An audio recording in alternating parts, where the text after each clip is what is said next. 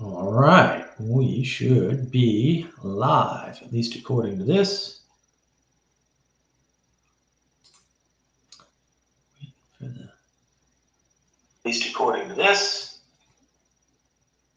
Excellent. We are live. That is good. Although, I don't know where we're getting our audio from, but that's okay. It sounded okay. That's all that matters. So welcome. Welcome to another Navigating Live Patterns. I don't think we're going to be solving the marriage crisis today. I'm not married, so never been married. Kind of hard to solve the crisis you haven't been in. A little weird. A lot of people see this marriage crisis thing as like, oh, I'm not married. It's a crisis. That's not what it means. just to let you know. If you're not like married or close to married, then the problem in that case is more you have a dating crisis. You need to solve the dating crisis first. So, oh, good. Well, I'm glad people are here. I'm glad they are subscribed. Of course, I'm always forgetting to do something. There it is. And we're gonna be doing live stuff today with hopefully with interlocutors. That's sort of the goal in this particular case, so that we can have interesting fun. Because I don't have anything in we'll say in particular that I want to talk about. I mean, I'll always talk about my my sort of ideas that I've been working on, and if somebody wants to jump in, links should be posted. And yeah, well, that's funny. So I like this. I like this question. Yeah, there's a lot of patterns being exhibited in the USA. So we should talk a little bit about that, because that was interesting. I jumped in on a Break the Rules is a YouTube channel. He's got I think his name is Lev. Nice guy. He had a Twitter Spaces and YouTube live stream thing going, and I jumped in on that because Catherine Brodsky was running the live stream. She was one of the speakers in the Twitter Spaces. And I like Catherine. I know Catherine. I met her on Clubhouse. She's a very interesting journalist. She's on Substack and all these places. She's all over Twitter and stuff. And she's a really smart, and her writing is gorgeous, and she just writes beautifully. And she's really smart, very open-minded. And one of the interesting things that came up during that Twitter Spaces, which was on Elon Musk, is he an insider or an outsider? It was that sort of dun dun dun sort of thing. But one of the interesting things that came up during that was the conspiracy theories, like deep conspiracy theories, like the Rothschilds who funded the Nazi war machine are connected to the Rockefellers, and they're somehow connected to Elon Musk because someone's cat sniffed the butt of someone's dog who lived next door to somebody who worked at a plant owned by. It was really silly. It was like, you guys are silly. Why are you doing this? And this is the video I was going to work on actually today, but I didn't have the energy to work on videos today, so I had to save all my energy for y'all. So I did. But one of the videos I want to do is how you see these recurring patterns, right? And you can go, oh, there's a pattern over there. It was in 1886. This guy tried to blow, right? And he tried to take over the world and do this and blah, and he was maniacal, and he had all the same thoughts as this guy 30 years later. And it turns out that they're first cousins through 3 marriages, and therefore, and it's like, yeah, but there are patterns, and guess what happens? Like, those patterns keep happening, right? Over time, they keep happening over and over again. And so you see the pattern of, say, Karl Marx here, and you see it before him, and you see it before, right? Those people aren't related. They actually independently came to the same stupid idea that doesn't work and isn't viable. That's the pattern. The pattern is retarded people being retarded. That's really the pattern. It's just stupid people doing stupid things to be more stupid. And that's sort of the issue, is that, look, Elon Musk, and this is my point. Like, I was in the YouTube comments, like, for some reason nobody else was. It was me and one other person. We were going back and forth having a blast. So I was like, no, Elon Musk is just a utopian, and he thinks, well, if I colonize Mars and I start civilization over the right way, then bang, right? Like, we'll have goodness. It's like, yeah, thanks, Karl Marx. He thought the same thing, right? Thanks, Rousseau. That's actually the same as Rousseau's thesis. It's a slight modification from it, but it's the same idea. So you see these patterns, right? And it's not just people being dumb or dumb people being dumb, but it is people peopling. And I talked to Paul Van der Klee about this. I said, you see, Paul, the problem is people peopling. What we need to do is stop people from peopling.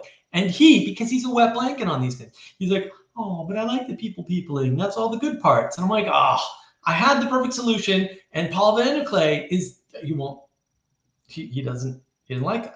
So it's his fault that the world is in a better place. That's all I'm saying. A direct line from my idea of stopping people from peopling to PVK. And there you go. It's for sure. And, he's linked to the Netherlands, and they're linked to the starting of the United States. And it was definitely ancient aliens. That's all I'm saying. Yeah, I mean, I think that's the problem. We see these patterns all over the place, right? And so we're playing through a bunch of patterns. One of the patterns we're playing through is this enhanced victim narrative, which we're very tolerant of. And I know Manuel and I did a stream on why tolerate tolerance or something, right? We're very tolerant of these things. And when we allow people to play the victim card over and over and over and over and over again, it becomes a game, and people go, ooh, game, let's play the game.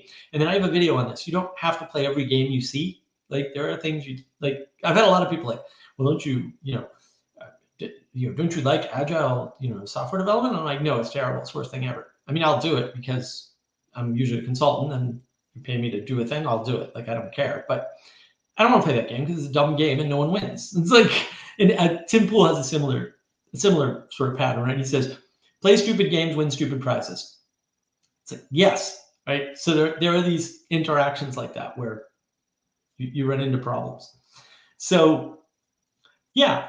And there's a bunch of patterns that we're playing out in the US, right? We're playing the victim narrative today on Insurrection Day. Meanwhile, the mother of the woman who actually died because she was shot by a cop, a Capitol police officer, gets arrested for trying to call attention to the fact that the only victims here were lawful citizens lawfully entering a building that they own and have every right to enter.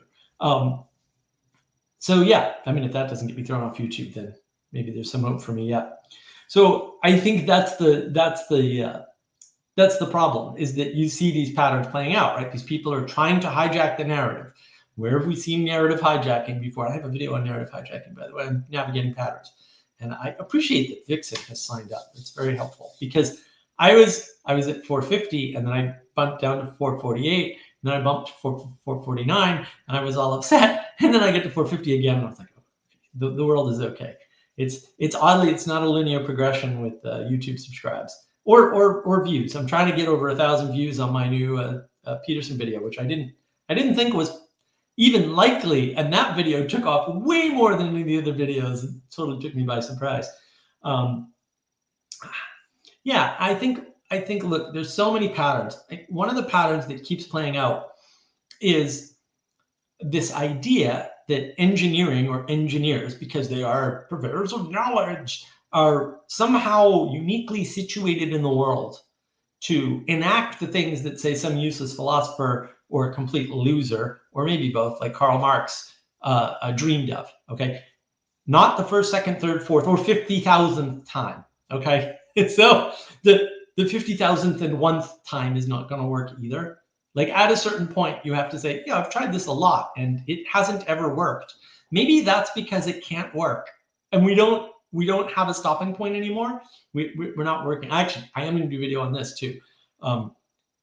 When you get involved in something, you need to have a point at which you say, you know what, this is never going to work for whatever reason. Like, maybe it could work, but you're too dumb, or maybe it could work, but you're too busy, or maybe it could work, but not with you in it.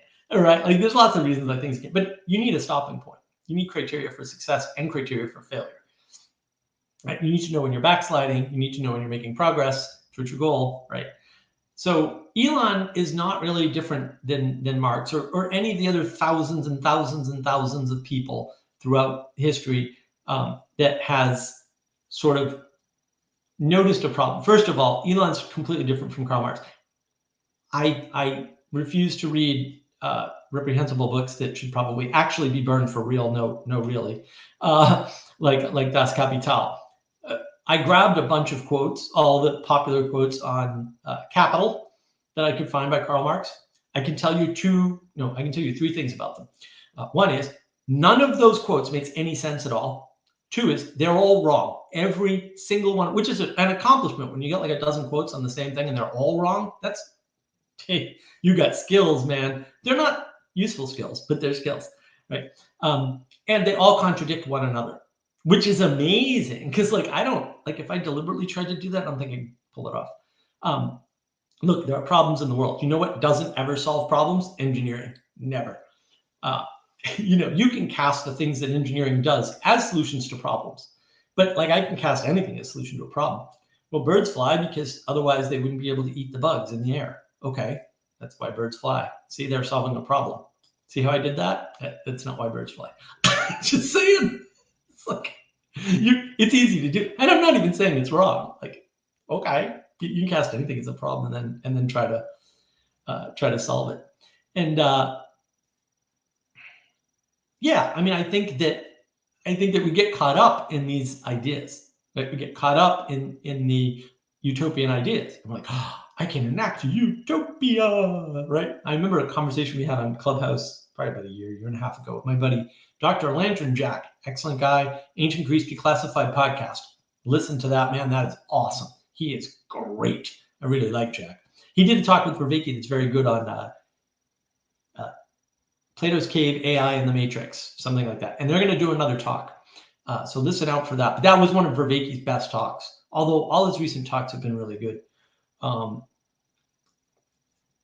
Jack was saying that the ancient Greeks, and he has a PhD in ancient philology. I won't call him a philosopher. He doesn't like that.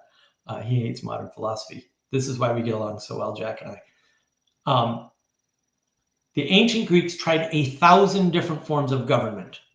1,000. They all failed, by the way, in case you want to skip to the end of ancient Greece somehow. You missed it. But I think that is what we're missing. People don't know this. They think like, oh, really smart person can solve problem that's 3,000 years old or 5,000 years old or 10.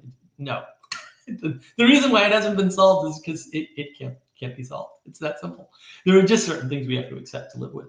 And that's sort of what my intimacy crisis video is about, right? Is acceptance of the inability to engage past a certain point, right? Like we have limits. We don't even know what the limits are. And there are not only limits on us, but there are limits on everything. Like gravity is one of those sort of limits on everything. You just go, but there's a place where gravity isn't a limit. And it's like, yeah, but there's a bunch of limits to get away from the and then once you're there, it's limits all the way down, right? And that's it's problems all the way down. And that's the thing. Yeah, a lot of what we see and a lot of the problems that we have is exactly this. So we have engineering. Engineering can make certain things better, right? At the cost of other things. It's trade-offs. I have a video on trade-offs, by the way, too, on navigating patterns, because I have videos on things, right? You get caught up with, oh, we're doing this. Yeah, but there's always unintended consequences or unforeseen consequences or things you don't know about because you don't know anything, but you certainly don't know about all that. And so what happens is, we lionize, we'll say all the best work. Karl Marx has excellent critiques of capitalism. No, he doesn't. He has terrible critiques of capitalism. You have a good definition of it, right? But then read Marx poetry and you will be terrified. Exactly. Are you looking at the whole picture? Or are you just picking the pieces you like? And fair enough, like we have to narrow things down. We have to pick the pieces we like. But the poetry is more important, I would argue. And yeah, you want to have you want to have a wider view of these things, right? You want to sort of step out of the box. And engineers are tasked with solving problems in most rapidly evolving organic creatures. Now, I don't think engineers are tasked to solve problems at all, right? I think engineers are applied science, largely, and invention. Invention falls to engineers more than it falls to anyone else. We have the myth of science, where science invented things. Science never invented anything, as near as I can tell. There were accidents during experiments to prove things, like Rutherford's model of the atom. I go over that in my science video, which I have on navigating patterns, just saying. It's a mistake. Like, he found something because he was looking for something else. And then he was smart enough to notice, oh, wait, this isn't what I expected. Maybe there's a there. And there was. Good for him. Also, bad example, but the engineer needs the philosopher like the chief needs the medicine man. Well, look, I think Jordan Peterson's right. All science needs to be in a base of a telos, or a religion, or a religious substructure or something. I think that's how the ancient Greeks thought of philosophy. It's not how we think of philosophy, because we're dumb. And that's the problem. And it's an issue. It's an issue. We don't like these trade-offs, right? And we don't understand trade-offs. And yeah, true, there are always trade-offs. With cars, engineers have given us better gas mileage at the expense of repairs. Well, and they've given us lower emissions at the expense of gas mileage. So it turns out, if you take an engine from the 70s and you just run it on better gas and tune it differently, or update the ignition system, you can get modern gas mileage amounts pretty easily. So the old cars were perfectly capable of getting 40 miles to the gallon with newer technology. But as we made the gas mileage technology better, we put more controls on the car for emissions, and that actually brings the gas mileage down. So you have this fight going on, which very few people know. I happen to know how to fix cars. One of my best friends is a mechanic. So I know quite a bit about cars, actually. So yeah, if you ever need to know about cars, that's fine. Not new cars, they're all just computers. And then I know about that because I know about computers, but embedded systems are a pain. Don't deal with it. So, I mean, that's one of the problems. We don't really realize, like, oh yeah, you want lower emissions? Is it going to lower emissions? Right? Because a lot of people, so there were a lot of projects going on in Massachusetts, for example, with the roads, where they were like, okay, here's what I'm going to do. We're gonna slow down traffic at this point, right? It's like, okay, but if you slow down traffic, you create more pollution. Because cars run really inefficiently at idle. I don't know if you know this. Engines like load, so car needs to be moving. If the car's not moving, car's very inefficient. That's the least efficient. Or if it's moving slowly, that's another problem where it's really inefficient. But also, you're stopped. So your pollution is just kind of spreading out wherever you are. It makes it worse. It doesn't make it better. People are trying to make things better. They're not making it better. Oh, look at this. Oh, this is nice. Well, thank you for stopping by. Yes, show my channel some love. Give me likes and subscribes and all my cool videos, because I have a lot of cool videos, actually. Navigating Patterns it's a good channel. Trust me, I put a lot of time into it. Got over a year's worth of videos now. Kind of exciting to have that much stuff. But yeah, and feel free to like jump in and chat here live. But I will be taking questions. But this whole thing about patterns, like the whole car industry is going through the same stupid pattern that we'll say the banking industry went through. That the patterns are there. So I remember when when ATMs first got big, you started seeing ATMs at banks, and they were like, "Oh, you can bank for free at the ATM," and I was like, "That's not gonna last. Someday they're gonna start charging to bank at the ATMs," and here we are. It's like, and people didn't say like, no, because they're saving money on people, and I'm like, I doubt they're saving any money with those silly things. But they're not. I mean, there are advantages to 24/7 money. I think that's the problem, is that you don't really see what's coming, right? Unless you see the patterns. The thing that gives you the power of prediction is noticing the patterns from we'll say history, and that's the key, is noticing these patterns. And it's nice that you're into these topics. I do like that. I like that people are into the topics. It's good. And I see a lot of, so the big pattern that I'm seeing is that we get a lot of convergence. So like there's an ontology clubhouse room actually that probably starts in an hour if they're doing it tonight, although I doubt it. And I was going in there quite a bit. And for like the past year, I'd go in that room every Friday and hang out with those guys. And they're converging on wisdom. They're converging on poetics, on poetry, on the difference between, we'll say, engineering as such, and the idea of the poetic as such, right? So a lot of people are converging on this. And the live stream I was in last night on, I wasn't really in the live stream, but it was a Twitter Spaces and a Break the Rules YouTube/podcast thing. And they were also talking about, philosophical sorts of things, right? Wisdomy sorts of things. They're all coming down to wisdom. All these patterns are playing out. So a lot of the groups that I track are coming very quickly into each other. Boom, at the same time. They're all sort of converging on roughly where Vervaeke and Peterson were already, we'll say 2 or 3 years ago, right? They're roughly coming into the wisdom sort of, what we really need is wisdom, because engineering is not solving these problems, because science is not solving these problems, because effective altruism, which is a fraudulent term used by fraudsters to defraud you, isn't solving the problem. Oh, really? I'm shocked, right? And some of these things, and I'm going to do a video on this, some of these things are sort of formulations. Again, like I was mentioning formulations earlier, to get at a stopping point, right? You have to criteria for success. You also have to understand when people are avoiding something, right? So if you want to talk about the good, you actually have to talk about the good. Right? When you use a term like effective altruism, you're not talking about the good. You're talking about, roughly speaking, an engineering idea, right? Of efficiency. That's what effective talks about, efficiency, and altruism. Neither of these are definable words. They're not designed to be definable words. They're defined by the context. So if you just say, effective altruism, right? I'm going to do, helpful giving or something. Okay. Is it helpful? What are you giving? Is what you're giving helping? What is helping? Right? So if you want to help somebody, don't give them money, give them your time, energy, and attention. That's the most valuable thing you have. Good news. We all have the most valuable thing, which is time, energy, and attention. Bad news. You can't do economics on time, energy, and attention. It's not possible.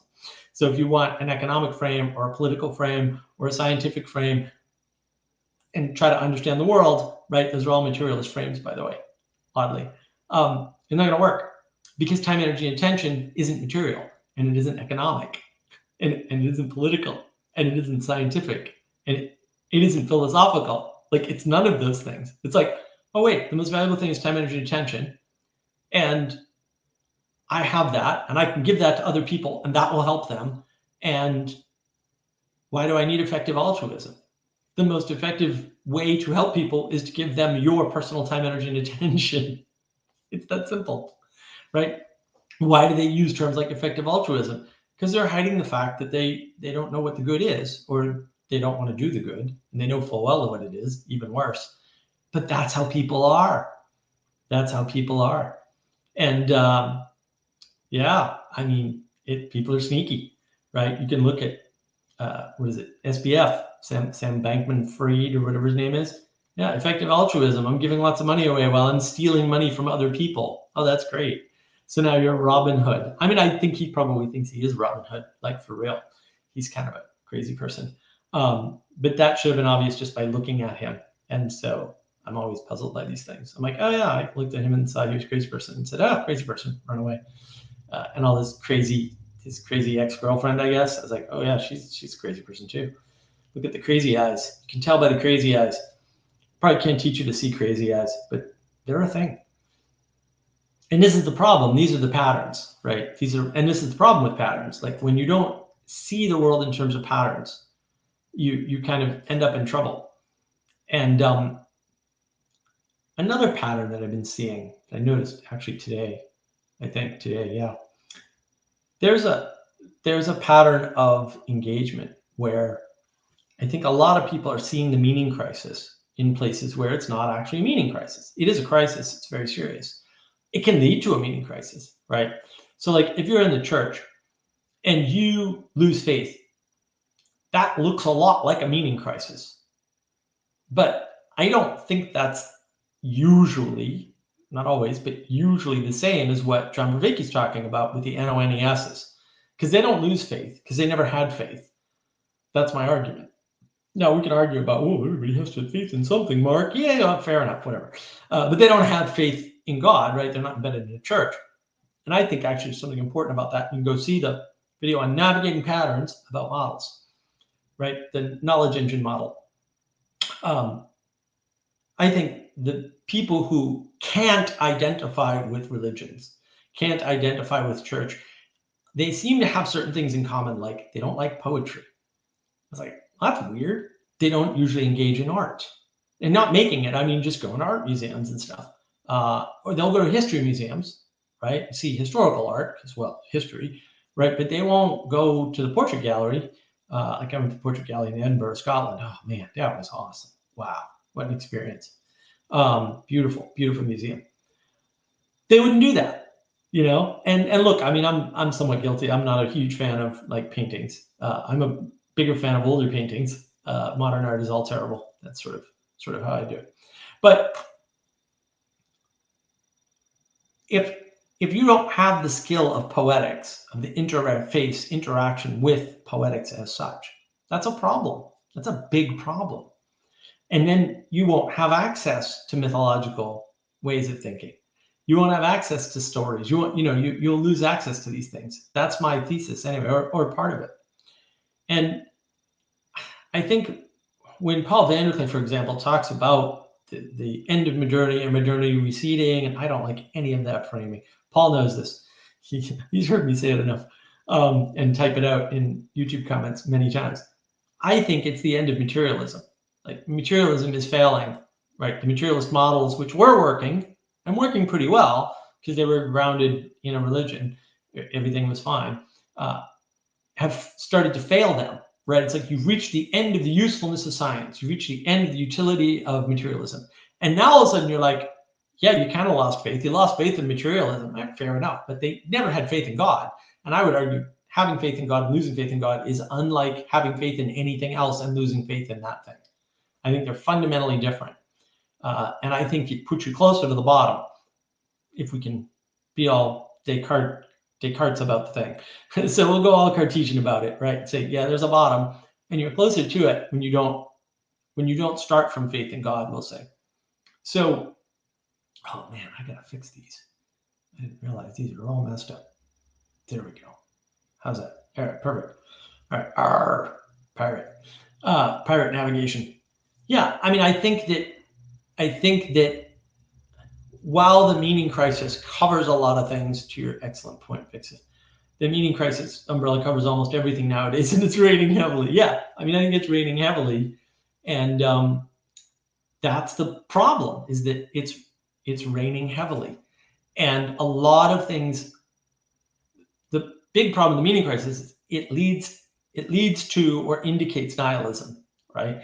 And lots of things do that. But when Vervaeke talks about the NONESs, I would argue that's what he's talking about. My latest Peterson video, which, look, if I could get that over 1,000 views, that'd be great. And we're over 900, so it's not that far. It's like, we can do it. We can do it. Peterson talks to people who don't have a deep faith and either lost it or never had it, right? And that's a whole group of people who always had their faith don't believe in. Right? It's the tooth fairy to them. They don't believe it because they don't know it. Fair enough. Like you don't know the world. And how do you disambiguate those from the traumatized Christians or the Christians that lost faith? It's hard. Like I'm not saying this is easy. I'm not saying I have an answer. I'm saying that there is a differentiation to be made, and that differentiation is probably important. That's what I'm saying, right? Or that's what I'm trying to say anyway. And so that's a different thing. It's not a meaning crisis. It's a crisis of faith. And I think crisis of faith is much older and much easier to fix because they, people have interactions that are in the church that people who don't or aren't in the church don't have, right? I had the hardest time seeing beauty/art until I started listening to Jordan and Jonathan. Yeah, what is that, right? And this is where that knowledge engine model comes in handy, right? Because we think there's a thing called poetic information, and that's one way of informing the world. And the nice thing about that model, instead of, we'll say, John Vervaeke's 4 P's of knowledge or 4 P's of knowing model, and it is a modification of that, no question about it. Kudos to John for giving us the impetus to and the framework to build upon. I think that way of thinking about what's going on is important because people who lost faith have a poetic interaction with the world. They just having problems orienting, right? Navigation, right? Whereas people who never had that, they don't have a way in. They're stuck. And then in part of the thesis of my latest Peterson video there is he uses history to shove you into the Bible. It's a very clever trick, actually. I don't know that he's doing it consciously. I'm not claiming that, but it kind of takes you back through time, right? Using the hook of psychology, the science of psychology, such as a science as it may be, right, or not. And then he grabs you with that to see, here's psychology, and look at all this weird psychological stuff going on in the back of these movies like Pinocchio and Lion King. Fair enough. Like, and in the Matrix, he mentions all the stuff. And he says, it's weird because those patterns, and he is talking about patterns the whole way through. Go back and watch again if you missed. He's talking about patterns and maps of meaning, right? Those patterns play out in other ways, like these mythological stories. And you can see the pattern in the mythological story and a pattern in the Lion King, the pattern in Pinocchio, and the pattern in history. And look at history all the way back. Look at all these myths. And then there's the myths and the patterns and the myths in ancient Egypt. And then it goes from Egypt to the Bible. Bang. Why? Because you can make a jump from psychology back through mythology, mythological patterns, all the way back in with history, interweave with history, and then jump historically into the Bible at that point. Very scientific. And then bang, the next thing you know, you're swimming in the sea of symbols. The symbolic sea. Wow, right? And then you gotta navigate. That's why it's navigating patterns, baby. And that's the thing. I don't know if that works, Vixen, but yeah, if you can put the Peterson one on loop overnight and get 1,000 views, that would be great. I think YouTube knows that trick, but maybe not. I think that and I do talk about this, Josh. Josh, is that Josh or Josh? It's Josh. Can't see. It's a good prop, but I can't see. And I already can't see, so not being able to see twice is worse. I make this case in my Peterson video, right? Like the biblical series is slightly more popular, only slightly more popular than Maps of Meaning, from what I can tell. And yeah, you can bitch at me for using my own number schemes and whatnot, but I am a data scientist, among other things, so have done that for a living. They're very close. And the traumatized Christians, or the people who lost faith, the biblical series is probably number one for them. The NONESs, the ones that Vervaeke's talking about, people that cluelesses, right? People who never had church, never didn't really interface with church. They're not getting in through the biblical series. It's not going to happen. They're going to go Bible. Why? Who cares? Old book, myths, not important. Science first, right? And that's the problem. And that is the problem, right? So I think there's different ways of understanding all the tricks that Peterson did. I'm not claiming I understand all his tricks or anything, because I probably don't. But that is the issue. And okay, Vixen, what do we get? Do I need to wear whatever Mark is wearing with thousands of lenses to see all the patterns? Yes. I need a jeweled one to match the crown. You do. You deserve a jeweled crown. I can confirm that. No, this was $10, by the way. Just saying, handmade. It's got this little thing on it that moves. It's very steampunk. I actually do like steampunk. I'm not a huge fan of any of those things, but steampunk is kind of fun. I did do a steampunk costume with a couple of friends of mine at Aresia, which is a New England sci-fi convention, a few years ago. So a lot of years ago now. My goodness, That was quite some time ago. That was before I moved. But yes, in order to navigate patterns, you need pattern navigation clothing and pattern navigation devices with enhancements, because that's effectively what I have. Amazon, $10. Seriously, so cool. I think they have different colors. This is blue, of course, because there really is only the color blue. People who have fooled themselves in thinking there are other colors are wrong. I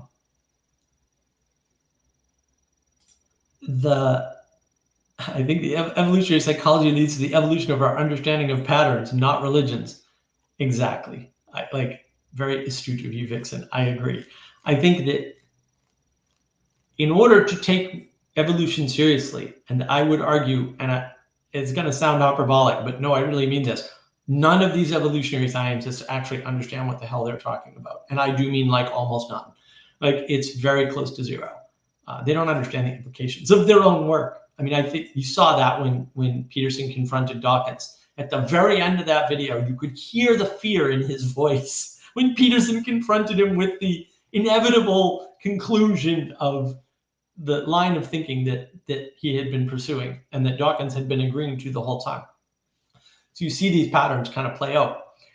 Evolution is a set of processes and patterns that are playing out over time. That's what it is, among other things, but that's part of it. So you can get people into pattern thinking at that point. And once you see things in patterns and not processes and not propositions, so there's no procedural propositional knowledge here, although I argue they're types of information, not knowledge, right? There is poetic information. And that's what patterns are wrapped up with. They're not poetic information. Poetic information is about them, right? It's just to get the relationship clear. That's really what we're navigating. We're navigating the poetics, right? Through participation, right? And if you try to navigate the world through propositions and procedures, you basically appear autistic, technically. Like that's what we think. Like Manuel and I and Andre Jones and a bunch of people worked on this model for quite a while. And that's what we came to. And that's the thing is there are these patterns and you can get, say, locked out of the patterns, but you can get thrown back into the patterns. And then you can start engaging with the patterns again, right? And that's why something like the biblical lecture series, where he's basically saying, listen, materialist Christian who fell out of faith, let me use a materialist frame. What's the name of the biblical lecture series? It's called The Psychological Significance of the Bible, right? Or the biblical stories or something, right? The psychological, science, because again, psychology, such a science as it is, and I hate psychology with a blinding passion. The thing I hate more than psychology is Canadians, who aren't French Canadians. French Canadians are the best people on the planet, obviously. And the only thing I hate more than psychology and Canadians are academics. So yeah, Jordan Peterson, I was like, who's this clown? I don't like this guy. He's no good. He hits like 3 strikes, you're out. But obviously I love his work, so I can't help it. He's just great. I think the problem is that we don't realize these patterns are there. They're in the science. They're in the psychology. They're in the evolution. They're there. That's the grounding of reality of the patterns. And I think that's what Jonathan Peugeot would say. And yeah, I mean, we don't really recognize. So for me, Peterson qualified my Christianity. I had never heard a psychologist that spoke positively of the Christian faith. Well, that's a problem, yeah. I feel as though Jordan is tying worlds just like the Jordan River. Yeah, well, I love that analogy. I wouldn't have phrased it that way because I don't. Jordan River, where's that? Yeah, that's great. That's great. And that's the thing. It only takes attention, right? Jonathan Peugeot, the world is attention. It only takes attention. You point at something, and then your brain will kind of like find patterns in it. Right now, you can find procedures, and those are sort of lame patterns, necessary but lame, right? They're very linear, they're discrete. This is the argument I make in the model video on the knowledge engine, right? The poetic patterns allow you to live in the narrative. They allow you to construct narratives, to connect to narratives, to understand narratives. There are limits, right? But that's what the poetic information does. It allows you multiple connections. It allows you to interface with the world in a way that you can't with linear and discrete connections. Linear discrete connections are those things that are procedures and propositions, right? So you connect propositions with procedures, and that's a very linear way to do it. Now, I'm not saying you can't connect propositions with poetics, but the right thing to do is to connect participation with poetics. That's how you make music. That's how you understand story, right? Or understand your role in the story. That's how you navigate the world, right? Is poetic navigation. That's what you need. I'm not saying you can do without propositions. You certainly can't. I'm not saying you can do without procedures. You certainly can't, right? But the thing that we're missing in society seems to be poetics, that understanding of and appreciation for the poetic patterns, these multi-connected things. Like music doesn't just grab you on one dimension, right? A good book doesn't grab you on one dimension. A good movie doesn't grab you on one dimension. And what we've done is we've reduced everything down to propositions and procedures. So, well, what made The Matrix a good, we're going to make a sequel to The Matrix. What made The Matrix a good movie? Can you guess what they came up with for a list of what made the first Matrix film a good movie? Go ahead, guess. The actors. Not wrong, right? Totally, partially correct. That new cool bullet time thing that they came up with, which is a brand new special effect. Also not wrong, totally correct, right? The action scenes themselves, independent of, we'll say, bullet time, very cool. Not wrong, right? What made The Matrix a good movie? Because it turns out if you make a movie with just those three things, you try to emulate The Matrix or make a sequel or whatever, the movie's not going to be good. And why? Well, because The Matrix was actually a good story. Now, I could make arguments The Matrix was a terrible story for lots of reasons, but there are elements, there are narrative pattern elements in it that make it good. And by the way, I have a video which Paul Daniel's actually watched apparently and found helpful called Story, Narrative, and Archetype. And you should watch that on Navigating Patterns because it's excellent. The narrative patterns are in The Matrix. Now, I would argue, and I think Jonathan Michaud argues, they're put together wrong and some of them are flipped, but they're all there, right? Or a bunch of them are there. And that's why we like the movie. And I love that movie, so it's great. I had to watch Jonathan Peugeot's Matrix video 3 times. I don't watch videos 3 times.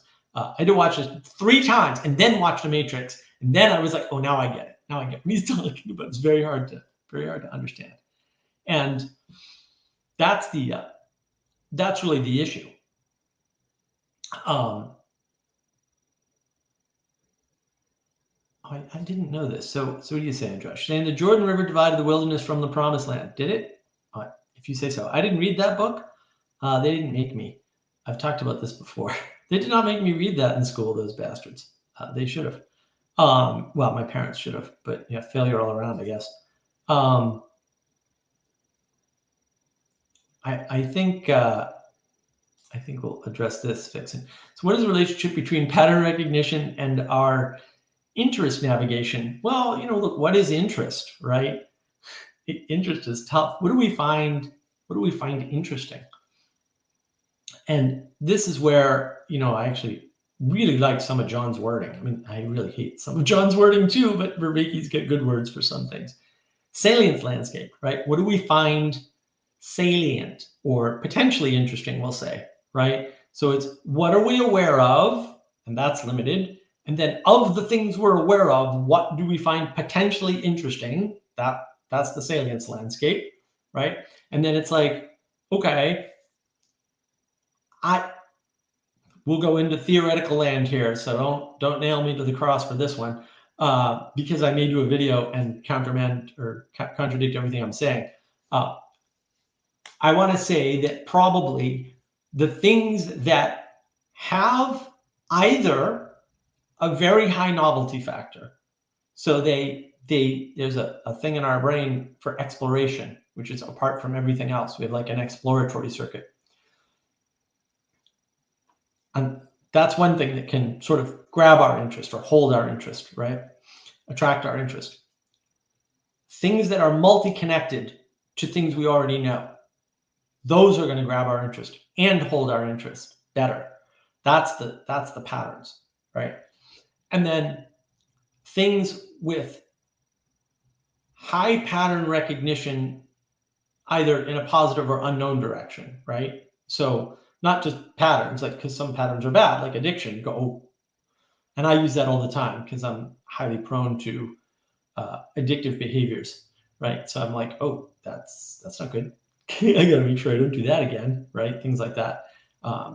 Like I went to the grocery store and somehow slipped up and bought Jordan almonds, and those are gone in 3 days. So a big pile of Jordan almonds, and I love Jordan almonds, so I just sucked those puppies down like they were just gone. 3 nights. I'm like, damn it, Mark, you really gotta take 5 days to eat that many Jordan almonds. But I couldn't do it.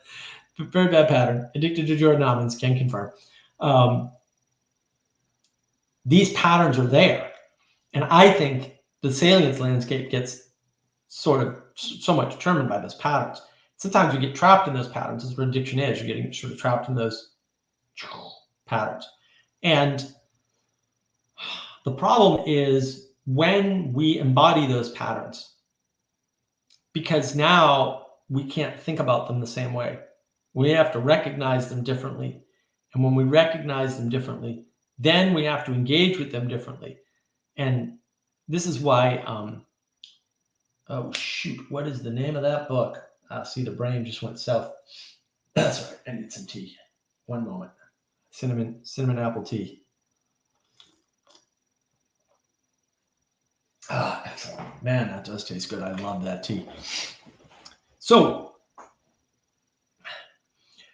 Atomic Habits, that's one of the books. It's not the book I was thinking of, but there's these books about habits and how to form them. Well, habit is a pattern that you rationalize first, right? You go through the propositional procedural, you make it a procedure, and then you embody it. And now you don't think about it anymore at the rational level, at the conscious level.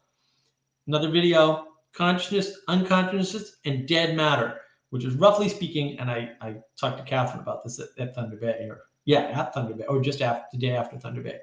That's what I wish they had talked about at Thunder Bay. Consciousness, I wanted a definition for consciousness, unconscious, and dead matter. You need all three.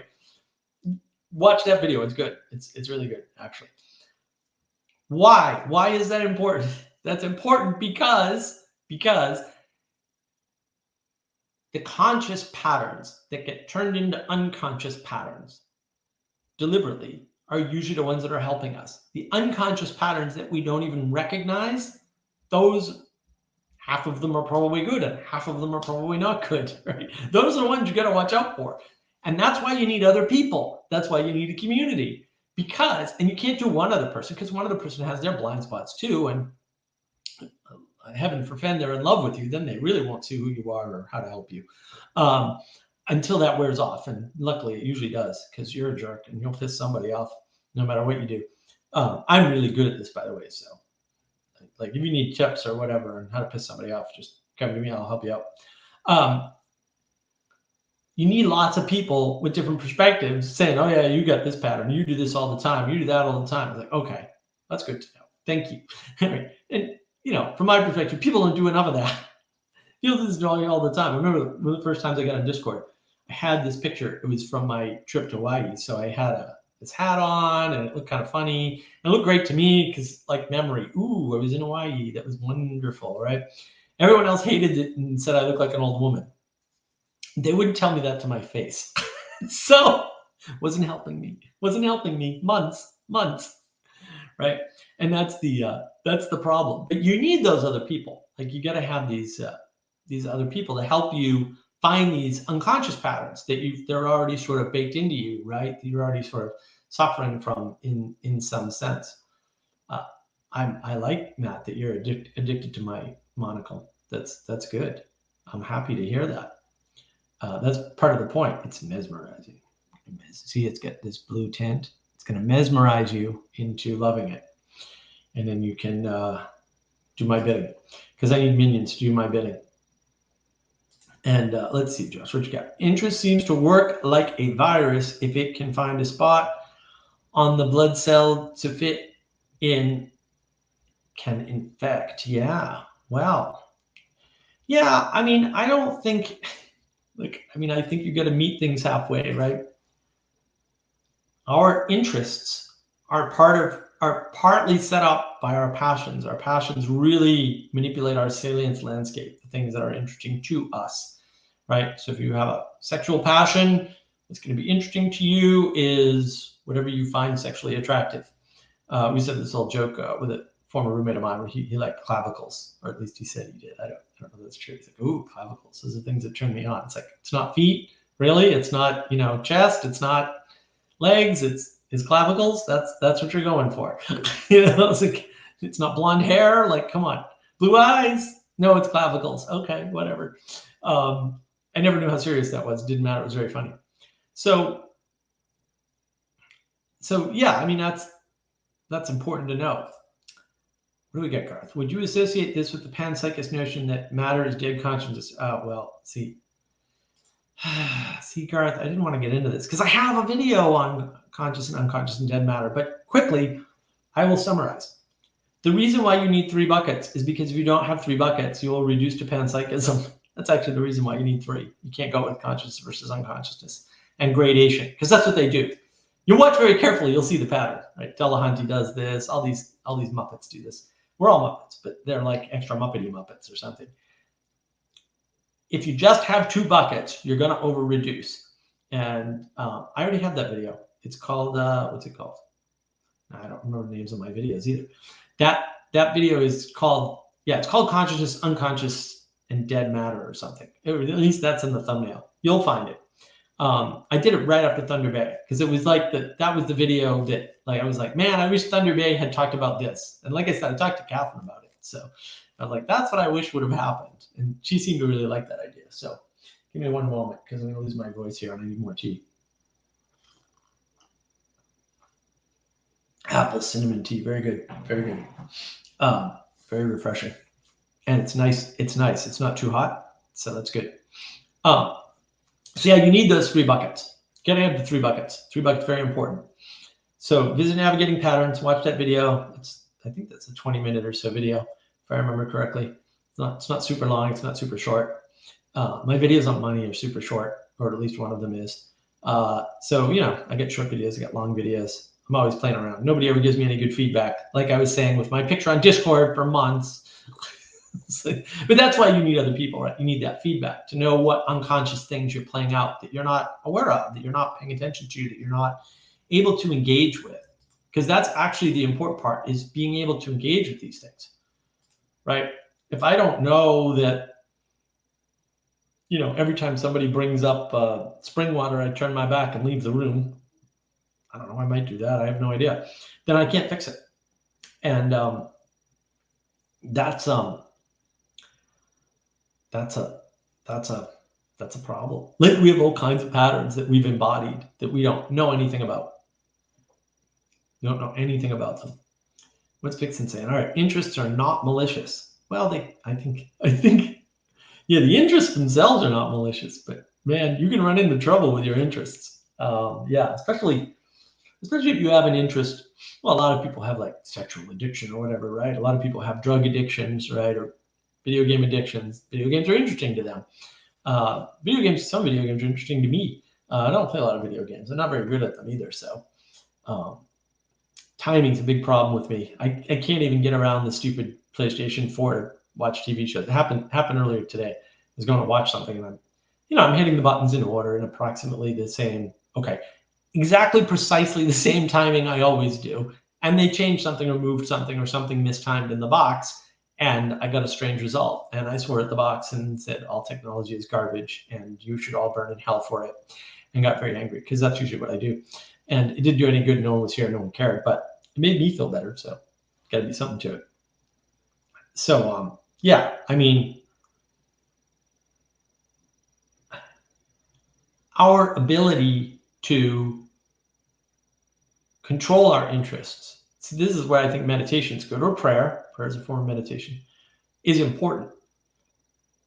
Because our interests don't always serve us, right? And sometimes, because interests conflict, short-term and long-term, sometimes our interests don't serve us in the short term and they need to. And sometimes our interests don't serve us in the long term and they need to.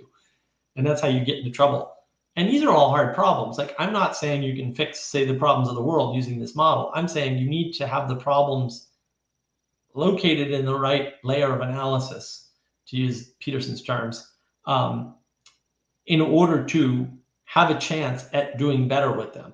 If you just say, like, all my problems are political and the political party, political machine is corrupting me or manipulating me, or all my problems are due to capitalism, you can't do anything about any of that. Like, that's not helpful. Like, pragmatism for the win. Don't do that. Don't worry about that.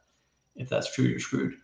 So your interests aren't malicious, but your interests are manipulated by agents that don't always have your best interest in mind, we'll say. Right? Your interests are manipulated by you, and parts of you don't always have your best interest in mind. That's why meditation is helpful, because you start meditating, you start closing your eyes, or even just keeping your eyes open, like staring at a blank wall silently for a while, and things pop up and you go, what the hell is going on in my head? What is going on in my head? I was like, oh, there's all this stuff going on in my head I knew nothing about. Maybe I should pay attention to that. So one of the reasons why I like for Vicky's meditation series, which is awesome, although they took all the sits off, I don't know why. I'm still a little miffed about that. I hope they fix that soon. They said they would. They told me they would. You lose faith there, but you know what happens. All right, what do we got, Garth? If you add sugar to cinnamon tea, you have cinnamon sugar tea. One of my favorite ways to drink tea. I'm trying to cut down on the sugar, buddy, but I do appreciate it. I may try that someday, but sugar is evil. So honey, on the other hand, is not evil like sugar is. Don't know why. They've done lots of studies on this, by the way. The doctors should know this. They just ignore data because they're bad people. They're peopling, and it's just, people would just stop peopling. My goodness, the world would be a better place. The openness of the host may be malicious, as we are not always in control of the host, right? Well, I mean, I think there's two issues with interests, right? One is we don't control the salient landscape all the time. Like, that's what depression is, right? You find nothing interesting, nothing novel, nothing at all, right? You just find nothing. You're like hanging out near nihilism going, wee, and that's not good. And that's what depression really is. Like, you have no motivational force to move forward because there's no interest. And, you know, or even when there is interest, there's no will. You know, your will is sort of dampened or constrained or something. And then it's like, oh, I can't get out of this tar pit that I'm in. And interestingly, that's all like wrapped up in inflammation, which is what you'll get if you put sugar in your cinnamon tea, which is why I will stick to honey. Thanks, Garth. I think honey's a better bet. That whole idea that's wrapped up in the interaction, we'll say, between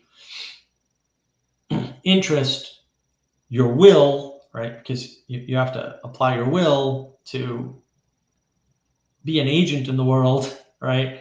To pursue your interests, right? Through your agency. That's wrapped up with salience landscaping. That's wrapped up with the unconscious versus the conscious, right? Because there's things that we naturally unconsciously move towards and things we naturally unconsciously move away from just as a default position. We don't see that. That's why you need other people. That's why you need a community. That's why you need to get together with people. That's why we outsource our sanity. We have no choice, right? We need a consciousness bigger than ours to see the flaw in our consciousness. Like, just, it's easy. It's easy. It's not that hard. It's just people don't want to hear that. They're like, oh no, I'm an individual and I can do everything by myself. No, you can't. You've never done anything by yourself in your life. And you're never gonna. Get over it. Except brew tea. You can brew tea by yourself. Everything else you can't do by yourself. And that's the. I mean, I didn't brew that tea by myself. I didn't make the cup. I didn't make the tea. I didn't make the thing that boiled the water. I didn't even make the water. I wish I could make wine. That'd be cool. Or maybe you just need to make wine. I don't know. How does that work? I didn't read that book. I think you need to understand the difference between salience and will and agency and interest and discipline and all of these things, because if you're not aware of them, you're not in as much control of your life as you can be in. Now, you can't be in full control of your life because that's just your fate. You were born into the world you were born into, and none of us, no matter how much we try, have a high degree of control over ourselves. And none of us have as high a degree of control over ourselves as we'd like. But it's still your best bet because you is the thing you have the most control over. So don't change things outside of yourself because, you know, you're not gonna meet with good results, especially if you don't have control over yourself first, which is clean your room. That's why Peterson says it, right? And it's really important, actually. It's super important, and it's super significant. So yeah, I mean, the pattern of struggling with these issues, because in the East, the way they struggle with it is through, you know, Buddhist meditation and the yogic and tantric principles, which are tied in with a bunch of other things. Yoga is an aberration in the East. You would never just do yoga by itself. I think that, you know, in Christianity, you've got various forms of prayer, right? You get the monasteries, at least in theory, you had them, right? You get the academy, like they had a structure to put people of different sort of bents, right? To take the best advantage of them, because we're not all the same. Like some of us are very, quote, thinky talky, as Paul Vanderklay likes to say. And some of us are just kind and nice, and, you know, we don't understand all those fancy words, and why should we?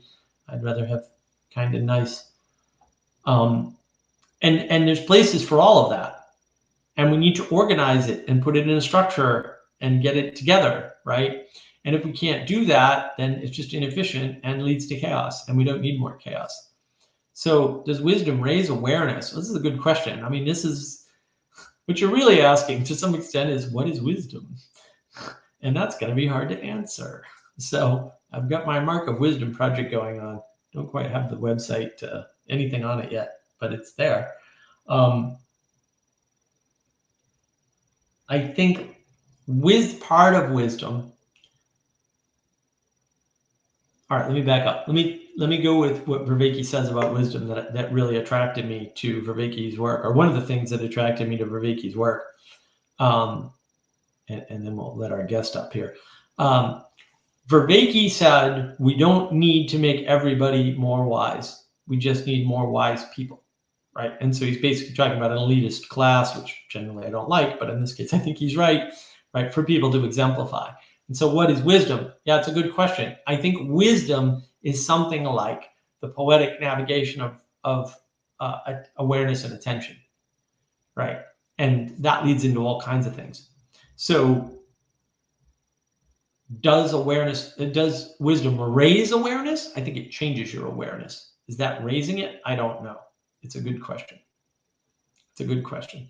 I don't think it raises it. I don't like the hierarchy of raising and lowering and things like that. All right. Let's see if Niram. Oh, he's frozen though. Niram, are you frozen? Oh no, is it working? No, you're frozen. Okay, now you're good. Okay, great. How's it going, man? It's going okay. How are you doing? What's going on? Great. I just got off work and I saw you streaming. Usually you're streaming when I'm in the middle of stuff. So yeah, I was like, I gotta hop on there. Well, it's good to have you. We're talking about a bunch of things, but right now we're talking about wisdom. Right on. Do you have a definition of wisdom over there? You got mountain wisdom for sure. Yeah. Virginia. I was talking about this earlier today, actually. Like the cycle of civilizations, how they rise and fall and rise and fall, and we were talking about the Ubermensch. You know, can the Ubermensch do this? What does this concept even mean? And my friends brought up, you know, Chinese people way before Nietzsche came up with that concept, and I'm like, yeah, they did, but their civilization still fell apart. So wise. What's the point of wisdom if you can't, you know, preserve yourself on into the future? Right. I don't know. Or is it good that it falls and then it gets refreshed and then new things grow out of it that have never been? Like cell phones. Do you think cell phones have ever been a thing? Like, I don't know. Maybe. Right. No, it's a good question. And I like Josh's Proverbs claim to hold wisdom, agree or disagree. Well, look, I mean, I think the Proverbs are paths to wisdom. Like, I think that's what they're designed to do. right? So yeah, I mean, I think the problem is wisdom's all around us, and not everybody can or should engage in it, maybe, right? But we got to have a few people, like Vicky said, right, that are wise, and we have to have some reverence for that wisdom. And I think that the harder part's going to be the reverence for the wisdom, because everyone's afraid of the guru problem, such as it is, right? It And is so, a problem, man. Yeah. problem, right? Well, there's a lot of people out there, looking for somebody to follow. Yeah. And they'll do it. They'll Cult do of it. personality. Yeah. Yeah, it is. Right. It's exactly what Right. it is. Well, that's what they're trying to avoid. And then Ethan here is asking, is wisdom correlated with goodness? Is there such a thing as an evil wizard? Yeah, well, look, Ethan knows full well, I think, what my attitude on wizards are. We got sorcerers everywhere, right? The Jordan Halls of the world, Forrest Landry, sorcerers them all, I say. Right. And they are, they're playing the silly game because they're all postmoderns. So what happens with postmoderns is they're like, ooh, evil charismatic person, and so they associate charisma with badness because of Hitler or Stalin or both, Yeah. hopefully, right? Well, I And think then wisdom can entail not doing evil stuff. That's unwise.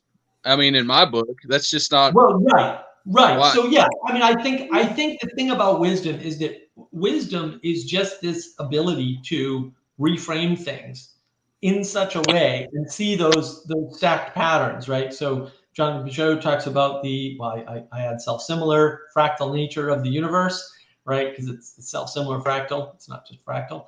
And then the interesting part about that is that I think wisdom is seeing those patterns at multiple layers and how they're interacting.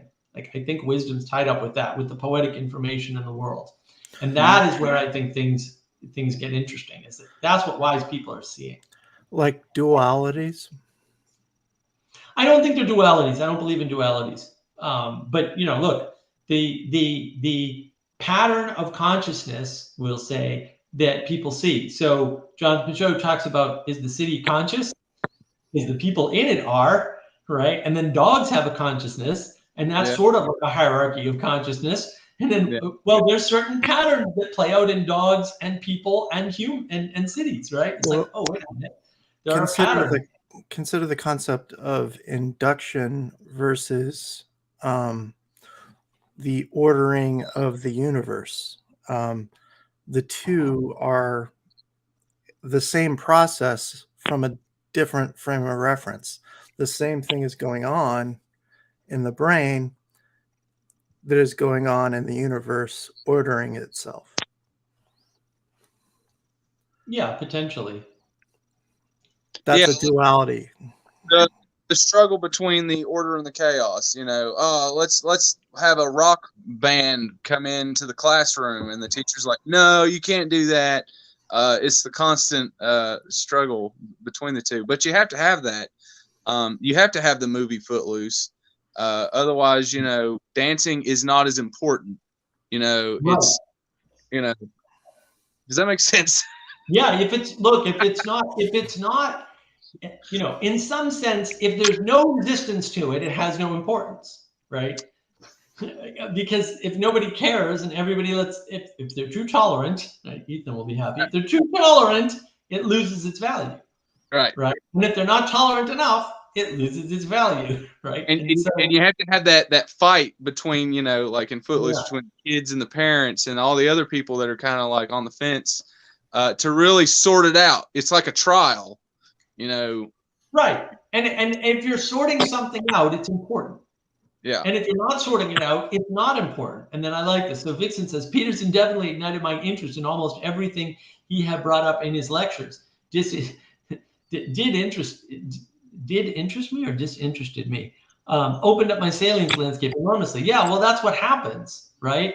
Is that you get introduced to novel things, new things, and you go, aha! And then all of a sudden somebody gives you a way to relate to them, like Peterson does. He gives you a materialist frame to relate to symbolism, roughly speaking. Right. And then all of a sudden the world opens up to you, because now all of a sudden you can go on Jonathan Peugeot's channel, maybe for 2 or 3 years, not understand a word he's saying and still watch. And then maybe someday it's like, oh, art, I get it, right? Right. I'd say the issue that runs into this sort of enlightenment is that it can, and I think it often is, very traumatic for people who go through it. And these processes get more traumatic as you are, well, let's put it this way. You're building a structure while the structure is underneath you, and you're also balancing on top of that structure, and it gets more wobbly. Well, yeah, if you do it right, if you don't embed yourself in the community, right, which is the key. Like, you can't transform yourself. That's foolish. I mean, unless you're the Buddha, but I mean, no offense, but I don't think anyone here is the Buddha, right? So that's why the communitas, the community, is important, right? Because there's a distributed cognition. It can help you to see things about yourself that you don't know. It can help you determine, well, I have this vision, right? I think about this thing, right? Is that good or bad? It can help you with that, right? And then it can support you while you transform, because it doesn't make any sense that you're just going to magically like come out of the cocoon like a butterfly and all that on your own. I mean, even butterflies don't do it on their own. Yeah, people got to talk to each other to make sure they're not crazy and that they're not saying nonsense. Right. And see if you can, take a joke and poke a little fun and like just have fun with each other. That's what art used to be. Yeah. Though, to be fair, what's crazy to one person is normal to another, and what's normal to another is but that is right. But that's why you have to work it out, because one person can't determine it. That's the whole point of sanity. Sanity is like the agreement. So Vixen says, like everything else, wisdom needs updating constantly to create new patterns, hopefully better integrated ones that work for mostly.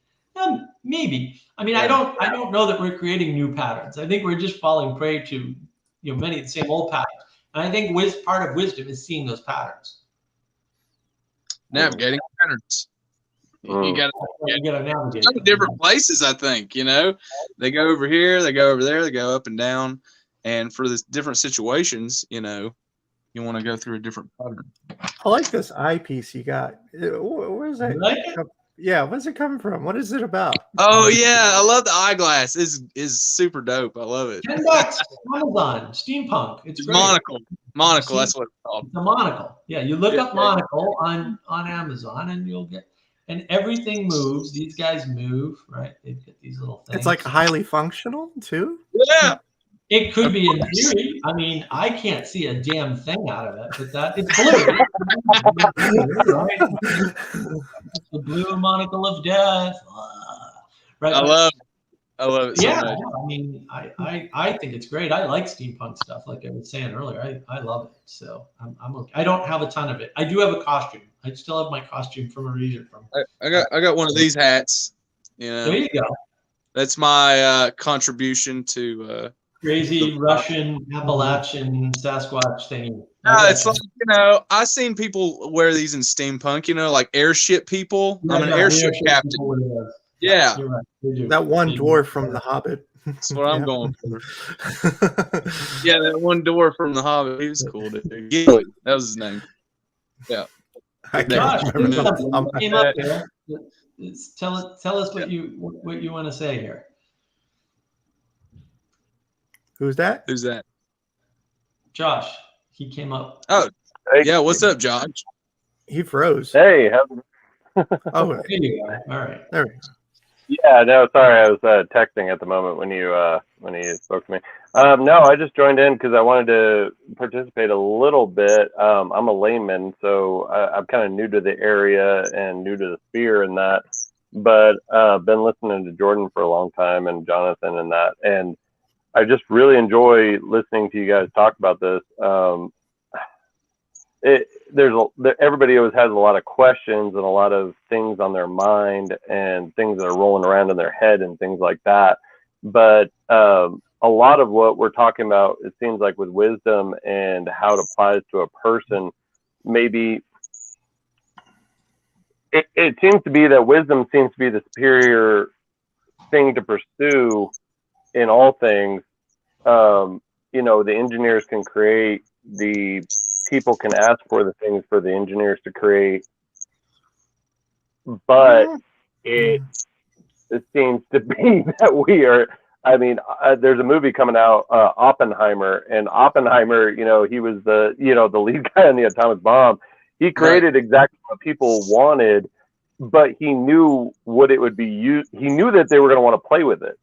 He knew that when he designed it, and he said, well, and I think the quote is, and forgive me if I misquote it, but we are gods now, but for the wisdom, right? And so we are some very primitive creatures playing with some very big tools. Chat GPT just got released a few weeks ago, and we're going to see how that's going to change the world. Maybe it's not as impressive to some people as it is to others, but yeah, I think that's going to be a pretty big thing in the upcoming world. And the AI bot, chat bot. Yeah. GPT chatbot. Yeah, dude. People's Alexas can talk to you and stuff. Like my Alexa, I got an Alexa for Christmas, and I didn't. I was like, whatever. Yeah. But what's funny was I was in the other room and I heard it like making noises, like these weird beeps. And sometimes it'll talk to me and ask me questions, and if I say thank you, it'll say, "Thank you. Have a wonderful day. I hope you're doing great." I'm like, "Thank you." You're not even Amazon. Yeah, it's Amazon. But anyway, so I was in the other room and I heard all these little beeps and boops in the other room. I was like, is that my a little Alexa dot making noises? It sounds like I go in there, it's lit up, and it's making these little noises. And I'm like, I call mine Ziggy because you can call it Ziggy, like Quantum Leap. So I'm like, Ziggy, what's going on? What are you doing, Ziggy? And it's like, it's National Bean Day. I'm like, what? It took me a second. I was like, huh? I said, Ziggy, are you farting? If you smelt it, you dealt it, fool. Like, what did you say? My computer, my little robot here on my table was just talking shit here to me and farting in my kitchen. Yeah.